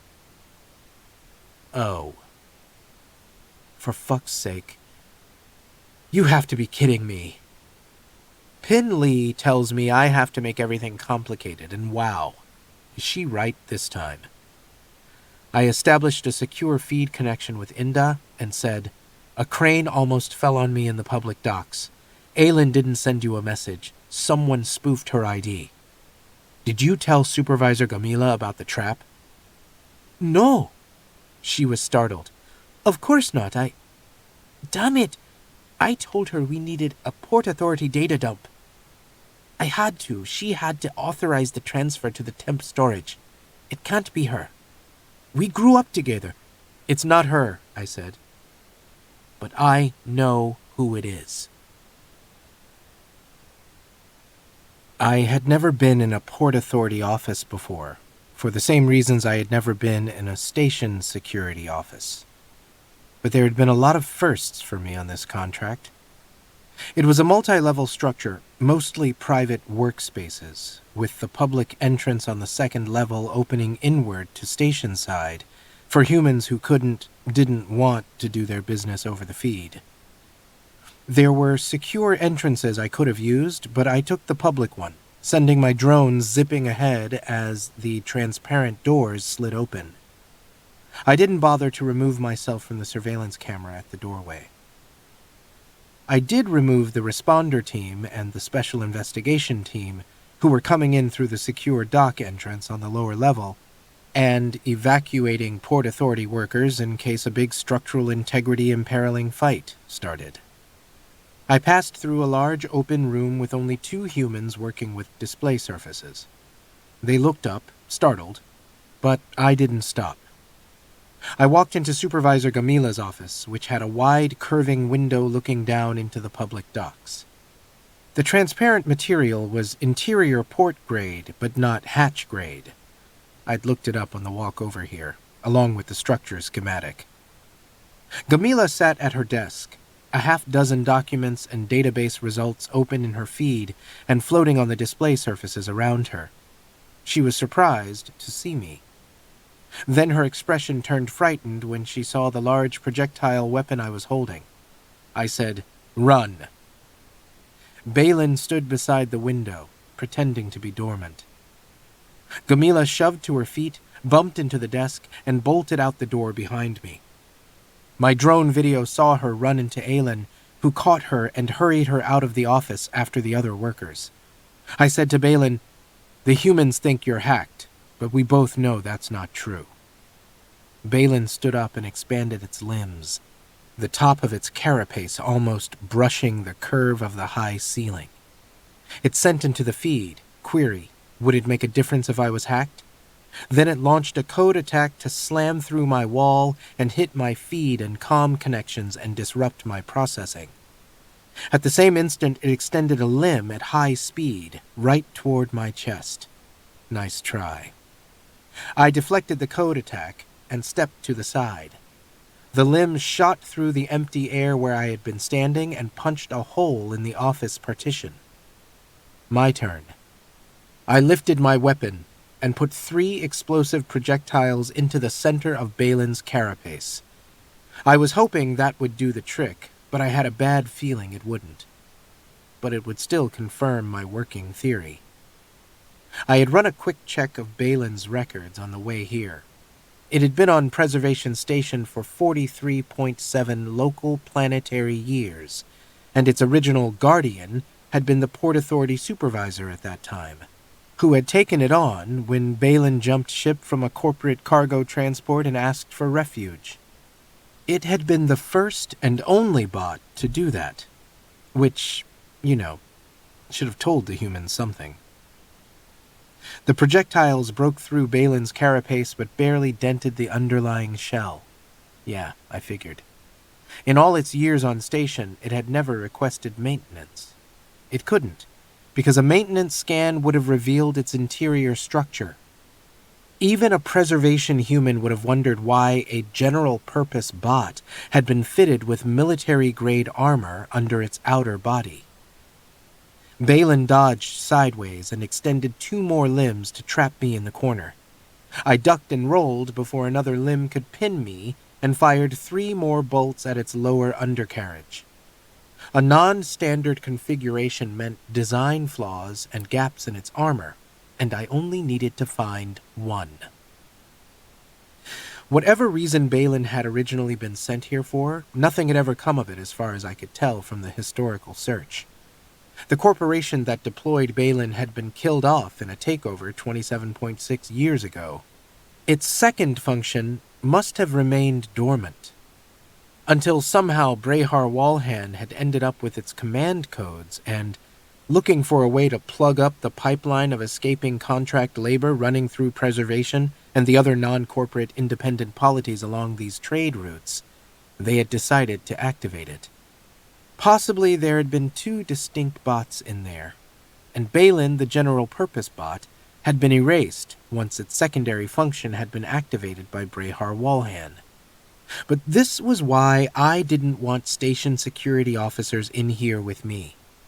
Balin's secondary function allowed it to kill humans, and there was only one kind of bot made in the Corporation Rim with that function. Under Balin's general-purpose carapace, it was a combat bot. My second hit on its undercarriage caused it to lurch erratically. I pushed up into a better firing position, and that had been a trick. It pounced forward to land on me, but slammed into the floor when I rolled out of the way. It shot another limb at me, and I went up the wall, fired at its extended limb joints, and flipped down to land on my feet. The impacts shattered 3 joints before Balin slung itself around and jettisoned the broken limbs. It had more where they came from, though, and this was going to take a while. I sent, "Are you trying another code attack on me?" because I'd think a combat bot would know the difference between a helpless transport and a SecUnit. I wanted to provoke it into reacting, and of course it did, because it was a bot and it made mistakes, like trying to kill me when it realized the database we were building was going to show an anomalous exit and re-entry through one of the outer station airlocks. Okay, so a human or augmented human might have made those same mistakes. Maybe exploring every possible outcome of each action in an inescapable loop of paranoia and anxiety wasn't the most normal reaction state. But hey, if it was, there would be a lot fewer stupid murders. I don't know what I'm trying to get at with this. I'd make a better corporate spy? Probably. Except not being a corporate spy left a lot more time for media, so that was just never going to be an option. And also, I'd rather be disassembled while conscious, again. I needed to get close if I was ever going to finish this, and I feinted toward the right. But Balin knew I needed to get close, and decided to shift locations where it would have more room to run me down. It swung and dove for the window into the public docks. I'd told station security to keep the area clear, but I had no eyes down there to make sure. So as Balin slung itself past me, I grabbed a trailing limb. I hadn't expected Balin to be able to smash through that window so fast, but wow, I was wrong. Falling with the shattered transparent material through the air wall and toward the transit ring floor, I jammed the projectile weapon right up against the undercarriage where Balin's lower limbs connected, and fired, over and over again. Then we hit the floor. The impact knocked me off Balin, and I landed 2 meters away. SecUnits don't stun easily, and I managed to hang on to the weapon, but I damaged an ankle joint and struggled to get upright. Then a giant scoop thing slammed down in front of me. For 0.05 of a second, I had no clue what it was. Then I picked up my drone inputs. Jolly Baby, the cargo bot, had just put its hand down between me and Balin. This whole section of the ring was suddenly full of cargo bots. My drones picked up a dozen emergency medical bots, general-purpose bots, even Tellus from the hostel, gathered at the public entrance on the other side of the Port Authority. They weren't sending pings. They weren't making any noise. I had Jolly Baby's hard address and sent it, "Query?" Jolly Baby sent back, "Balin off network. Intruder destroyed Balin." For another 0.05 second, I thought by intruder it meant me. Before the oh shit moment could sink in, I realized what it was actually saying. At some point during the fight, Balin had dropped its wall, and its designation as a combat bot was now open on the feed. To the other bots, it looked like one moment Balin was there, and the next its body was occupied by the combat bot. They thought the combat bot had killed Balin. I wasn't sure they were wrong. Balin stood there, carapace broken open, armor dented and cracked from repeated close-range projectiles, broken limbs trailing as the other bots waited. There were no threats, no communication on the feed or comm, but the message was clear. We know what you are. None of these bots knew how to fight, but they were high-functioning and would move to protect humans and each other from a violent intruder. Balin could try to fight. A combat bot could destroy a cargo bot, no problem. But it couldn't destroy this many cargo bots plus one slightly banged-up SecUnit. Not all at once. Balin's mission had depended on stealth. Now its mission was over. Its presence in the feed faded as it dropped into a resting configuration and shut itself down. I was sitting on the platform of the security station's med unit getting my ankle adjusted when Senior Inda came in. I'd already talked to Dr. Mensa on our secure feed. She had asked if I was all right, and I said yes, which was sort of true, but sort of not. Mensa and Dr. Bharadwaj had been trying to think up ways to make humans less afraid of SecUnits, and here was Balin, or Balin's secondary function, running around murdering humans. Or a human. And Lutran's elaborate refugee escape network was cut off, leaving the current group safe on preservation, but with no idea where the rest of their people had ended up. The Lalo crew might try to continue their part of it, but with Brehar Walhan already onto them, they wouldn't last long. As usual, Mensa didn't believe that I was all right, but pretended to, and said, "Why don't you come to the hotel when you're done, and we'll do something fun?" All I wanted to do was watch media and not exist. I said, "You know I don't like fun."